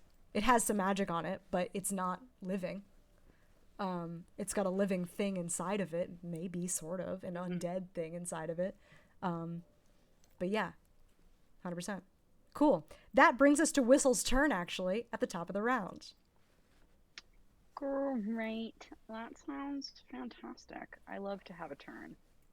Okay. So I am going to Turn average. cast. Is the obelisk within 60 feet of me? No. No, it is not, because it is in the center of the lake. I would say the lake is about, if you got to the edge of the lake, which is currently about 60 feet away from you, it's 60 feet out into the lake. So it's like 120. Oh. It's 120 from you right now, yeah. Okay. So what I am going to do is sprint down. When I'm attacking with because I'm sword bard, I have 40 feet of move, and I have 10 extra when I'm attacking. Right. So I'm going to run 40 feet. I'm going to try and not be near Genie if I can, just do a little jog around. But I am going to call out, that robe washes out your skin and makes you look really ugly, and cast Vicious Mockery on her. Hell yeah. Nice. Okay, cool. Yeah, that's a save, right? It's like a charisma save? Wisdom. Oh, wisdom. That is an 11. Wow, that actually meets. Does that work? So I guess mine work? hits. Yeah? Yeah, it hits. Fuck it, why not? yeah. She's got so many hit points. It's fine. 1d4 psychic. Cool. Wrote it. Oh, nice. 2. Cool. So you It stings. lob that insult over at her. It kind of, she winces back from it, from the psychic effect of it, and then looks at you directly in the eyes and says, Oh wait, it's 2d4 at 5th level. oh, cool. Sorry. That's fun. Hey. 4. So it's 6. 6 psychic total. damage. Cool. Yeah. Anyway, Awesome. sorry. Also, hold up. Let me check one thing real quick. So you move 40 feet. Okay, and your action is to cast the spell. Awesome. So you throw this insult at her. She looks at you, and you see the face of a woman that you grew up with. You see the person that, you've gone to for maybe a bad night where you were feeling down, and she invited you into her house and made you a cup of tea and you talked it out. She knit you a sweater last winter and sent it to the guild that you were staying with all in the off season. You stare at her directly in the eyes, and she says to you, "Whistle, please. You don't understand. I need this." That's your turn. Do you want to do anything else? Yeah, I just want to yell back, "You killed the forest." Cool. That brings us to Timber. Timber is... Timber's gonna take a knee again, stance up with his longbow. Always. And again cast Hunter's Mark. Cool. As a level 1.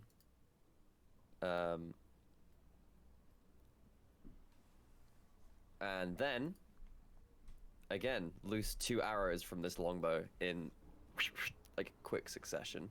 Nice. And try and nail this damn thing. Oh, yeah. Roll to hit. That's a 19 to hit.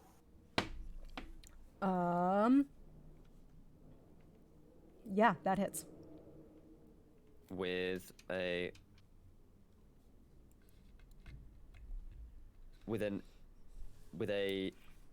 11. Nice. Plus a 2. Cool. Actually, what does... Yeah, 11 plus 2. 13 damage. Yep. And then second attack. That's a 17 to hit. Also hits.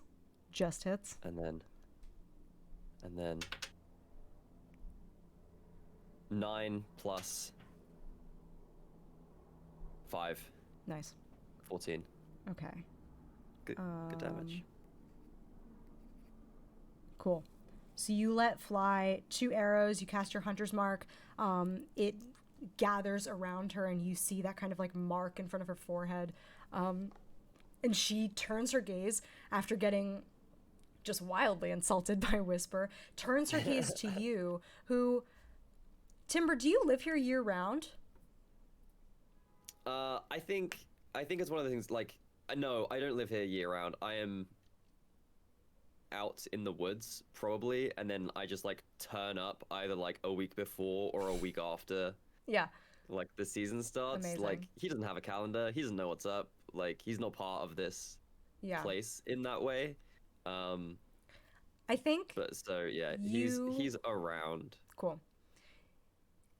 I will tell you straight up, you don't live in the forest here, because nobody does. You take the teleportation circle out into a different woods and then come back. Yeah.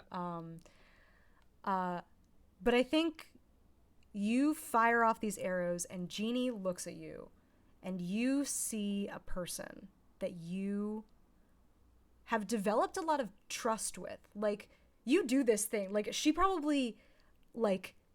This is like the premier summer camp of this area, right? So like the kids that come here and the counselors that work here are not just like anyone that falls off the street, you know?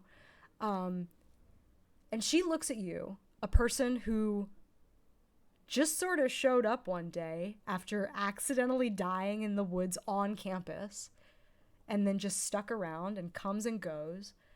And it's a relationship that you have with her where there is a ton of trust involved, because she entrusts you to come and go and show up when you are needed for her, for the fellow staff members, and especially for the kids. Even when you maybe sometimes fuck up and forget that they're mortal and that they have to eat lunch every day, she still trusts you to do your job and do it well. And you see all of that just with a look. And she just turns to you and sighs. Ethos, it's your turn. Okay. All right. I'm gonna charge. How far away am I from her? I would say she like kind of used her movement to run up, so you're about 35 feet from her. Okay. I'm gonna run right up to her. I'm gonna use all my movement to get there. Okay. Well, my 35. I'm not gonna use my action for movement. I'm gonna run up to her, and I still have magic weapon going. So I'm going to just swing my greatsword at her. Okay. Go for it. That is a non-natural 20, a 13 plus 7. That hits. And I'm gonna make it a smite. What level? First level. Okay. So that's, I think, just an additional 2d8, right? What type of damage is this smite? Is it radiant? Yeah, it's radiant. Cool. Sorry, give me a second. First time smiting. Yeah, it's gonna be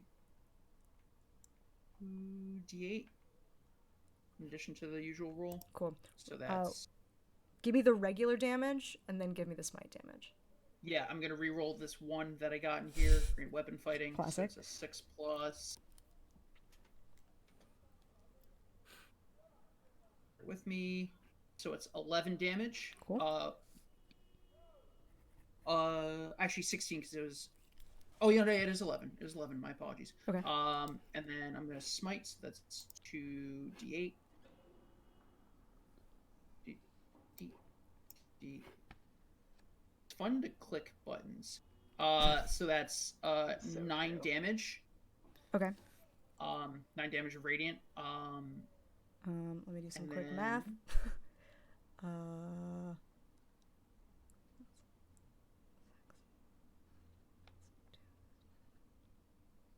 Okay. Got it. Oh, good. Yep. Okay.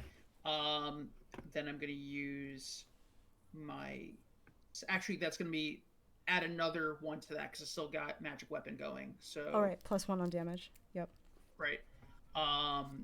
Then I'm going to is like Timber or Whistle moved quite a bit, but is Timber still within 30 feet of me? No, you are yeah, I would say yes, because Yeah, if you mo- were if you've about moved up 60 and then 30. she moved up 30 and you moved up 30, so Timber's like still Yeah. in the back 30 feet. Yeah, you're within range. Yeah.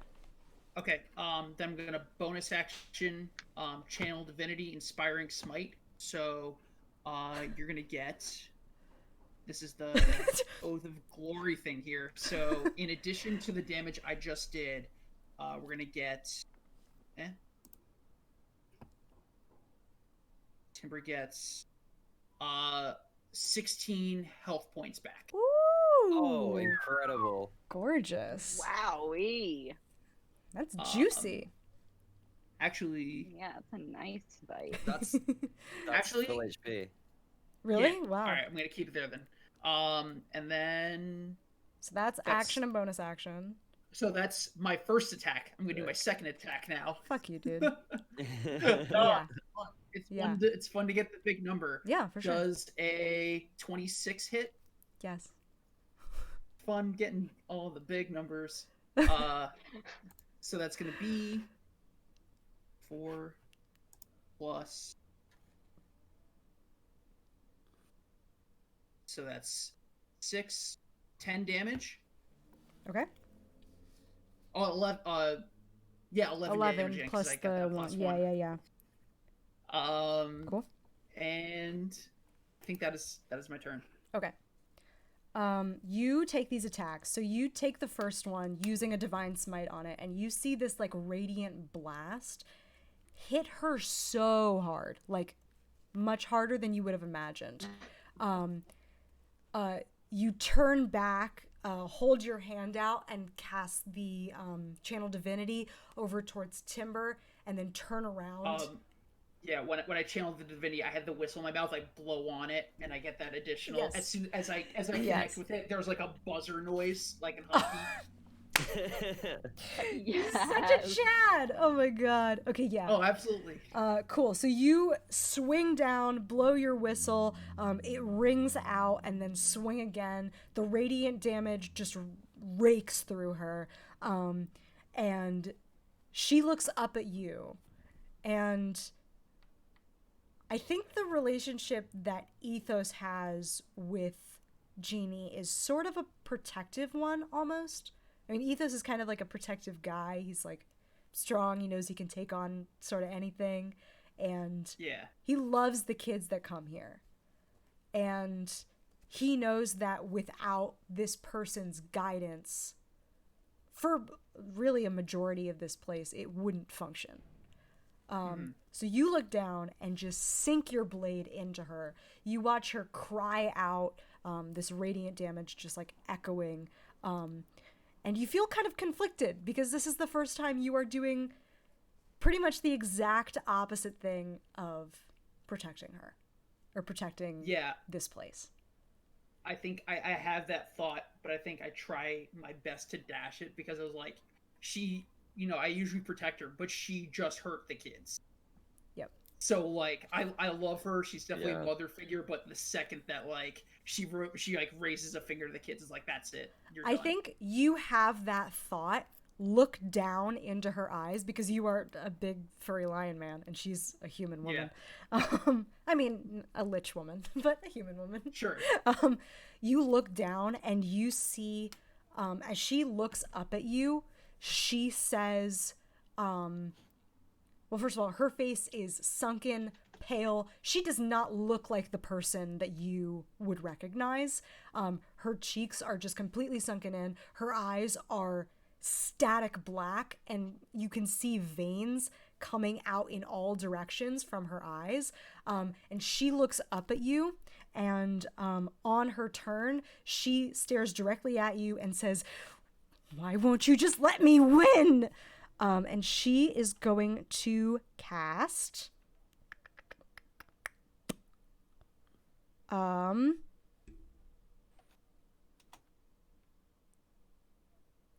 does she do this? Do I want to do this to my friend Lloyd? That seems to, can I be honest? That seems to be the theme I of know. the last couple of hours. Well, you're fucking radiant. You're right in the melee. Yeah, she's going to use her paralyzing touch to do a melee spell attack against you. So she reaches out and actually goes for your throat, like she's about to choke you out. She gets... Oh, wait. Yes? She has disadvantage on her next attack roll because of vicious mockery. That's true. Thank God. Thank you, Vic. I will let you know right now, I rolled a 5 and a 7. Yeah! Plus 12 to hit. 12? This is 17. Jesus. Yeah, my AC is 16. Cool. Wow. Awesome. So... Wait, is there anything I can... I don't think there's anything I can do to that. I rolled really bad on damage. I Thank rolled God. 2 1s and a 2. Oh my god. So 4 cold damage. What? Oh. 4 4 cold damage. I do need you to roll a Constitution saving throw. Sure. Don't forget you have Bardic Inspiration. True. You do Thank still you. have Bardic Inspiration. Yeah, I've not used it yet. I've been saving it. I think this may be the moment for it. I'm gonna use it. It's a D8, you said? Yes. Yeah, D8 for Bardic. It is gonna be a total of... Ooh! Alright, so my save was a 12, and then I add my Bardic Inspiration, which was an 8, so that is 20. Nice. Okay. So you inspiring. succeed against the con save and are not paralyzed for a minute. I love to not be paralyzed. Yeah, we all do, don't we? She goes for your throat and is like acting like a thing that you've never seen before. And ever so slightly, like right as she makes contact with you and like unleashes this like cold damage into you, I feel like because it doesn't hit super hard, something is holding her back in this moment, and she is also maybe quite conflicted. So she does that. She sees that she doesn't paralyze you, but doesn't want to get hit by you again. So I think she is going to...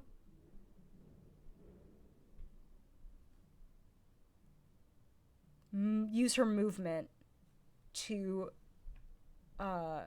move out of your melee range. So if you wanted to get an attack of opportunity, you can take it. Oh, you know I do. Yeah. I know you do. 17. 17 just hits. Ooh. That's gonna be 5 plus 4 plus 4, so that's 9 damage. Cool. No, 5 plus, that's 11 damage. I'm sorry. Cool. Right? No, 5 plus 4 plus 4. I'm being dumb. That's 13 damage. I'm sorry. The great weapon Plus master 1. thing is messing me up. Plus 1 for the So, magic that's thing. 14. So 14. Cool. Sick. Can I do whenever math? I get a Yes, 1 or a can. 2, I can just re-roll it on my damage. So that Right, does make yes. me roll Yeah, more yeah. and then have to do the mental math. Yeah. Math is hard. I failed the It's not easy. I failed the trigonometry region 3 times. And that's not a joke. I did not even take trigonometry. My guidance I counselor didn't was have like, to. I will not send you to slaughter. I didn't have to, and yet here we are. Same Thanks, here, Mom bud. and Dad. Anyway, cool. She's looking worse for wear. You slice into her as she runs away from you, and she yelps out again, and she is looking beat up. Yeah. I yell at her, get your head in the game. That's incredible. Whistle, it is back to your turn. So you've moved 40 feet.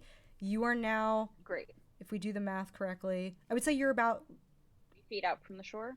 how many did you say you cut out? 20. 20. Yeah. 20 feet from the shore, so 80 to the siphon. Great. I'm gonna move the 20 feet, and then I'm gonna use my trait that allows me to levitate. I'm gonna like levitate out, Cool. Yeah. and then Oh, I'm yeah. going to cast Shatter on it Okay. at 3rd level. Got it. Excellent. Okay, so So it it's- automatically fails the save. It'll do double damage because it's Cool. a construct or inorganic, whatever it's called. Mhm. So just roll the damage. Cool. 4d8. 4d8. Holy shit. See it? Holy shit. So it's double damage on the 4d8. That's sexy. Mhm. I love that. Wait. Okay, so this is it. Right. Okay. One 8. shot it. You got this. You got this. 4. It's 12, 2. 14, 1. 15. So 30. You cast Shatter on it. You watch. Actually, I need to roll something first.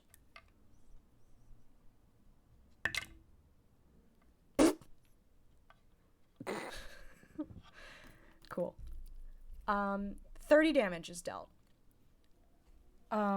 You watch as the siphon just develops a giant crack on the side of it. You hear that, like, it's like a loud, the spell says it's like really loud, so it like bangs out from the center of the lake. It ripples across the water, and it kind of like creates this like wave coming out onto the shore, which doesn't happen. It's a lake. Lakes don't have big waves, but this one makes it have a big wave that comes onto the shore. The siphon immediately starts to crumble apart. It is still upright, but at an angle, and is currently in process of crumbling away. The barrier above you begins to pulse and shake a little bit because of the spell. And you also hear from like behind you, Jeannie takes 30 damage as well. Damn. I wince when I realize that. Cool. A little emotional else? recoil. So that was your movement and your Action. action. No bonus action. Awesome. That is back to Timber. I think I closed the distance. I think like, actually she's backed off a little bit, but basically, back up to full HP thanks to Ethos's encouragement. Mm-hmm.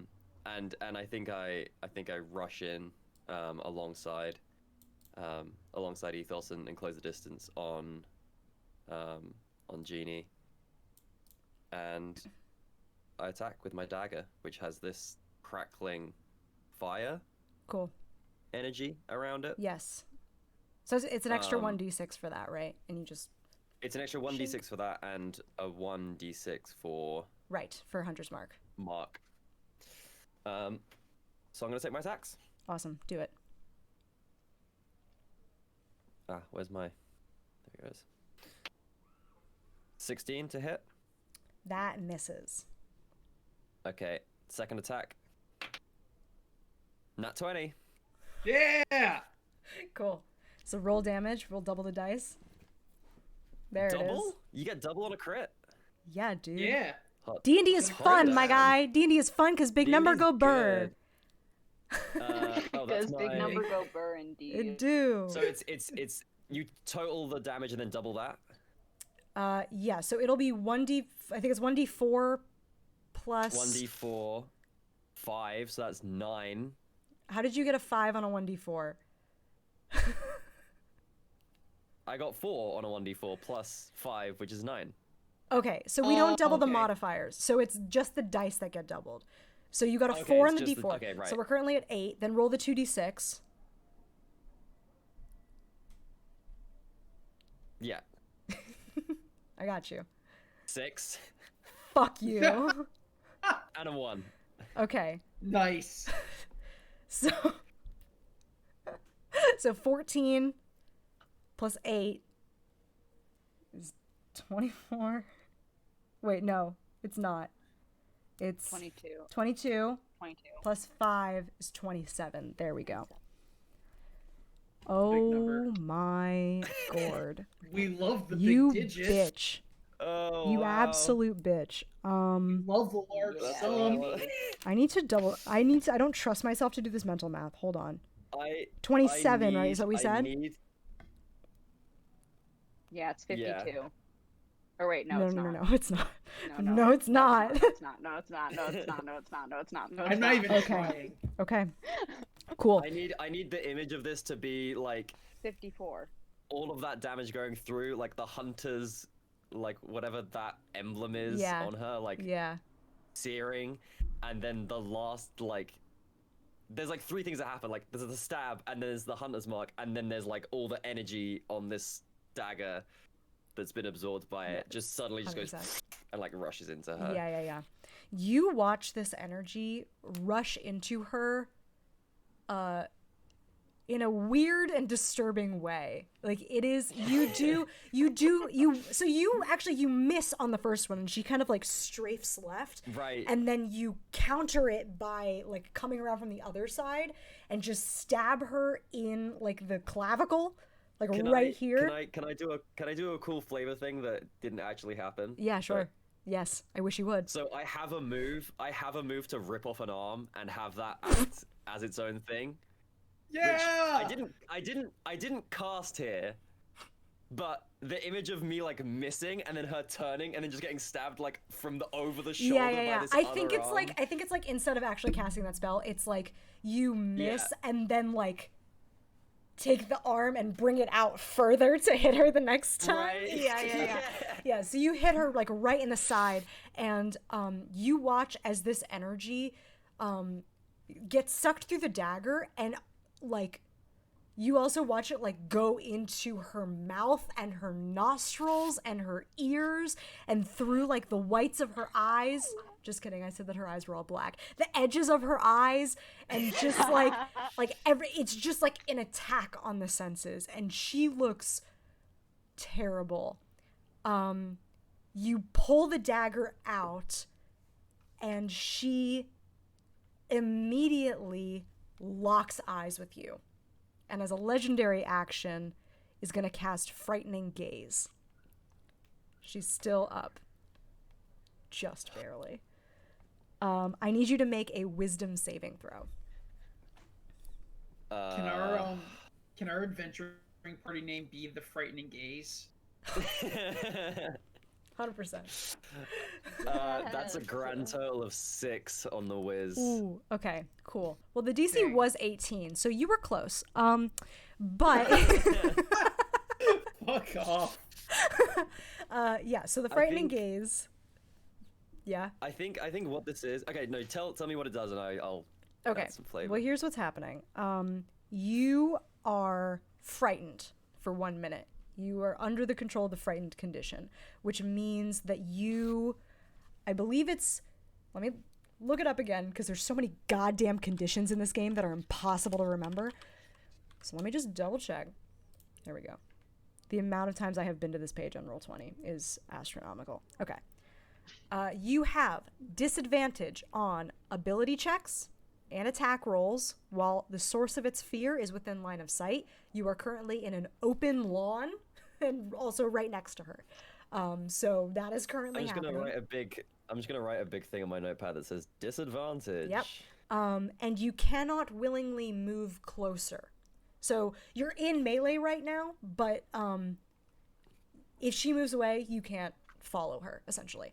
You will have the opportunity to repeat the save at the end of each of your turns. So this action happens on a legendary action, so your turn has already passed, but on your next turn, you will be able to repeat it again. But yeah, that's Frightening Gaze. What flavor thing did you want to add to it? I just think like this is like I think, I mean, I was just a skeleton. Like, I think I was just like dug out of the ground or like was just found. And I think that must have happened like when she came here, right? Like she must have been the one to be like, oof. what is this thing? Yeah. And then there I am. So this is like basic. I don't know how much of my old life I know. Like this is basically like the first person I met in this new state. Yeah. And here she is, and I'm like, am I evil? Like, is she? Yeah. Did she make me? Mm-hmm. Am I just here? Is it just part of like the weird magical energy of this forest? Like, I don't know what. Yeah. I am really, and suddenly I'm confronted with the fact that I might be something very, very, very bad, and might be actively contributing to my own, you know. I don't know. Juicy. But that's fucking scary. It's just a whole bunch of scary thoughts. Just a little bit of existential horror for your Saturday night. Yeah. Yeah. I will also say, it's bad. Whistle's kind of far away, but Ethos, I think you see this happen, and you see Timber kind of like start to his bones start to rattle a little bit more and like become sort of scared. You see Jeannie, and she barely looks human right now. Like she looks like a feral creature right now. Like this is not somebody who you recognize at this point. That was Timber's turn, and then a legendary action. Ethos, it is now your turn. Okay. So let me think here. So if I cast a spell that's on my action, I cannot attack then with like my sword, correct? Yes. Unless the spell is a bonus action. Or Divine Smite. That's different. You can take an action which is either an attack or a spell. Right. Okay. I feel like how close am I to Timber? To Timber, you are, I would say, roughly 30 feet away. We're like... She ran her distance, which is 30, and then Timber kind of like ran to meet her.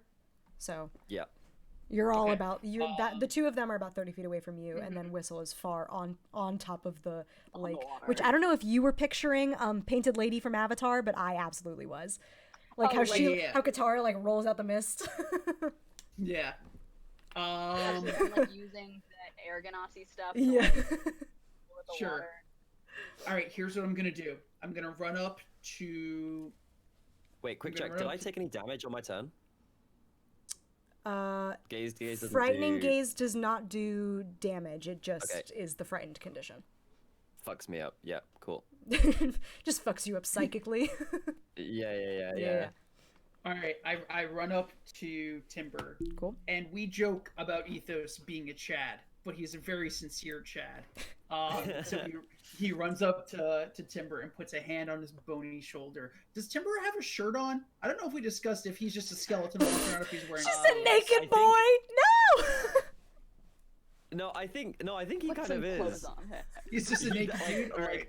On paper, he has like studded leather armor, but I've always been imagining him as just a skeleton. Like Okay. he's just So a funny. skeleton.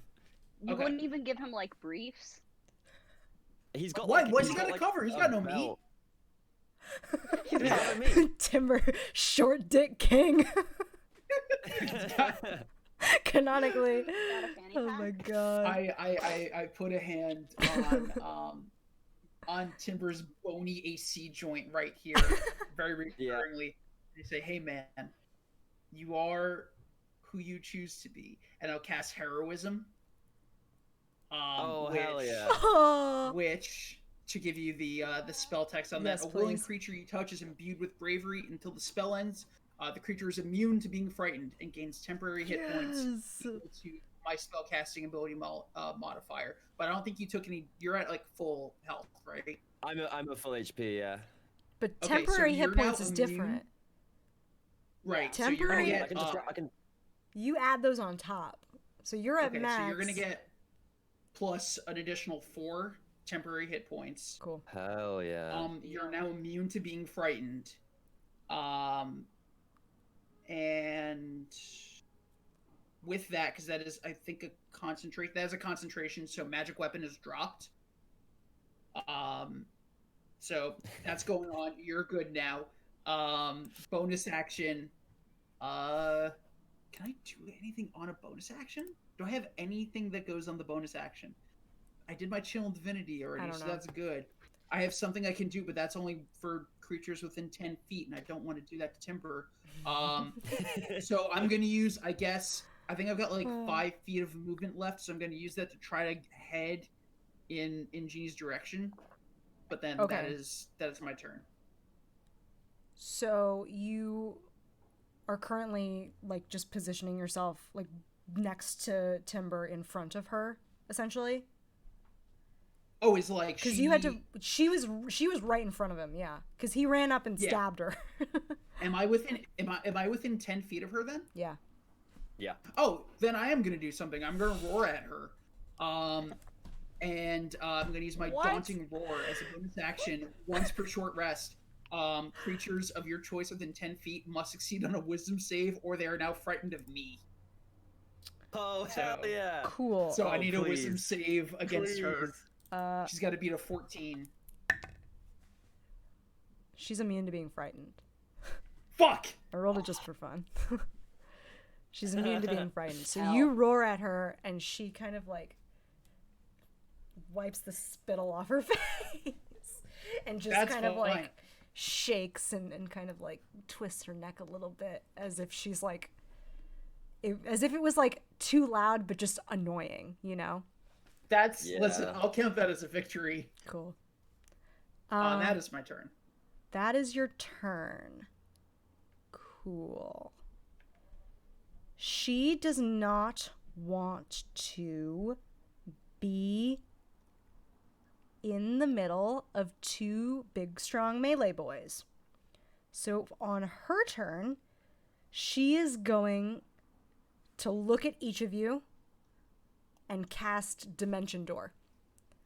And she apparates on the obelisk, and the siphon is like on like a little piece of land, and she appears right next to the obelisk. Oh shit. That is her turn. Yeah. So she's now over there. Whistle, that is your turn. Great. So now she's like 60 feet, like pretty directly in front of me. Yes. So I am gonna first yell across the water and ask, "This couldn't have all been worth it, was it?" And then say, "I'm sorry," and cast Shatter again Awesome. on the obelisk. On the obelisk. Okay. Well, it also hits her Yeah. because she's right next to it. Yes. Yeah. It's so yeah. It's a 10-foot radius. it is a wisdom saving throw. We've cast a spell like a million times today. Constant. It's con. Con. Okay. Cool. But the obelisk takes double damage. Yes. So she rolled a 16, which I believe saves. So Okay. she'll take half. Yeah. Roll the damage. Yeah. Okay. So it is 3d8, 6, 7, 7. Cool. Hell yeah. Awesome. So that's 20 Jesus. altogether. 14 That's and 20. So okay, 40 it's to 20. the obelisk. So immediately Jeez. the obelisk, and from behind it, Genie just erupts. And a few things happen at the same time. Classic line.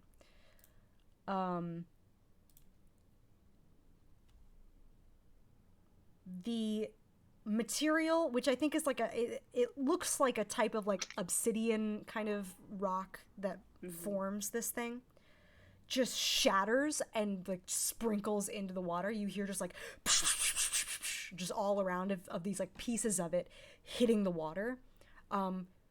As that like blast happens and this like arcane wave sort of like skyrockets out like before, you no longer see Genie.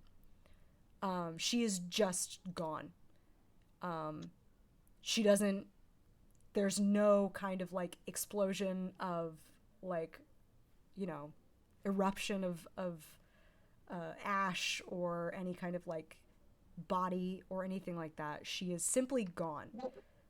What would be a, like, is this normal check for killing a lich? You could do an Arcana check, yeah. Okay, cool. This all happened, right? Okay, wow, I got a nat 20. Okay, plus yeah. 1. You recognize that the destroying of this phylactery just simply destroyed her in the process as well, and she was not deserving is a harsh word, but she was not deserving of a flashy and dramatic death. She simply just vanished out of existence. As you destroy the siphon, there is a low but loud rumbling across the soil and underneath the campus of Camp Greenwood. The kind of magical energy that spewed out of the top and then made this like dome slowly starts to dissipate from where it was and just kind of expands out. And this dome that once encompassed this camp for decades is no more. And you hear this low rumbling as all of this begins to fade. And you look out towards the east, and it is around 6 a.m., and the sun is starting to rise. In that direction, you can also see, all three of you can see, coming out onto the porches of their cabins are kids and your fellow counselors. You see Keith, the water genasi lifeguard, just kind of like squinting and trying to see. You see Sylvia with some with like a towel wrap, but it's made out of clay as well, the golem arts instructor on another porch. You see the little Boy Scouts that were hanging out with you in the forest, Timber, and you see Marcus and what's his name, Chip, the big yoked out paladins and fighters coming out of a cabin, and they all just start to kind of pour out of these buildings because they have no idea what's just gone on. If you look back towards the infirmary, you see Nurse Jenny, who is Jeannie's sister, who looks just mortified. Like no insight check required. She had no idea that this was happening at all. And she is like casting cantrips of cure wounds and healing words on the kids who were burned. And they're starting to kind of like wake up, kind of bleary-eyed. And the sun rises for the first time in plain sight over the Greenwood forest, which does not look great, but without the rose-tinted glasses of a weird, fucked up, magic siphoning barrier and the fear that you were taught, it doesn't look too bad, and it looks like it will probably get better. And you pay close attention, I think especially Whistle, because you were probably the closest to where the siphon was, and kind of you have this view out over the lake as you're like hovering there.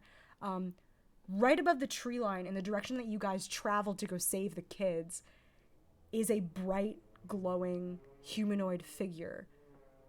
You can kind of gauge distance-wise, they're probably right above that tree, the heart of the forest. And you see that glowing humanoid shape start to stretch and regain a little bit of strength, it looks like. And you start to see above, just on the treetops, little flowers blooming once again. And that is where we're gonna end our one-shot for tonight. We did it! Hell yeah. We did it.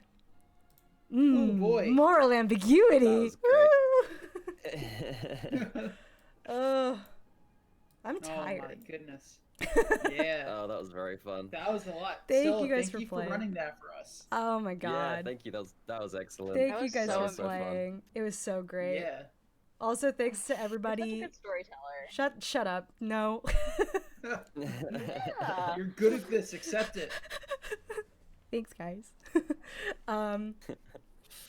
Yeah, thanks for everybody in chat who stuck around. I know it was kind of a long stream. I Yeah. mean, not too much longer than how long I normally go, but kind of long.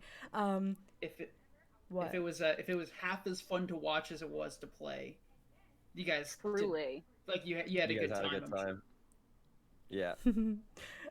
Well, yeah, thank you guys again for playing with me. Once more, I know, I mean, real quick, I know Lloyd and Vic don't really have like internet presences a whole lot, but the suggestions to go donate to your local food banks and all that stuff is once again cannot be echoed enough. And go check out Harry on Twitch, an absolute legend, at Harry Tom Lomsom. Thanks. Yeah, no prob. Really quick, let me go over to fucking twitch.television and find someone to raid. I don't even know who's live right now. Oh, we'll do this person. I like her, and she's playing Stardew, and we like Stardew here. Hello. Hell yeah. We love farming. We love farming. The gay farm Get all game. those Come crops. on. Oh, I'm not typing. Also, just as a reminder for folks that are hanging out, if you're wondering about what's upcoming in terms of my stream, sorry guys, you have to sit through me promoing for a second, just for a second. I'm getting my second vaccination tomorrow, so that's exciting. So I probably, more than likely, will not be live on Monday because, let's be honest, I'm going to get sick. But stay tuned. If you're over 18 and you want to join the Discord community, feel free to. We have a good time there. And I don't know, follow me on Twitter or some shit. All right, I'm gonna start this raid. Thanks for hanging out. Anything else you guys want to plug in the final 15 seconds before I hit raid now? Yes, store.echovessel.com. Yes, it's our friend Mason's birthday. Go buy his music. Yes. Go buy his merch. I got a Yes. sweet shirt from his store. It's real good. These are two real Echo good. Vessel posters behind me. Fuck yeah, right here. dude. Yeah. Hell yeah. We Hell love yeah. Forever Kings. All right. I don't know if you guys watch the ends of my streams, but usually I give my audience little forehead kisses on the way out. So if you want to join in, I'm just yeah, of course. Just okay, bye. Go show Addie some love Bye. from this. Thank you guys again for hanging out, and thanks to my players for being so fucking tight. I All love you, right, Stella. bye, bye, bye, bye, bye, bye, Thank bye, you, bye, Stella. bye, bye, Love bye, you. bye. Later. Bye, everyone.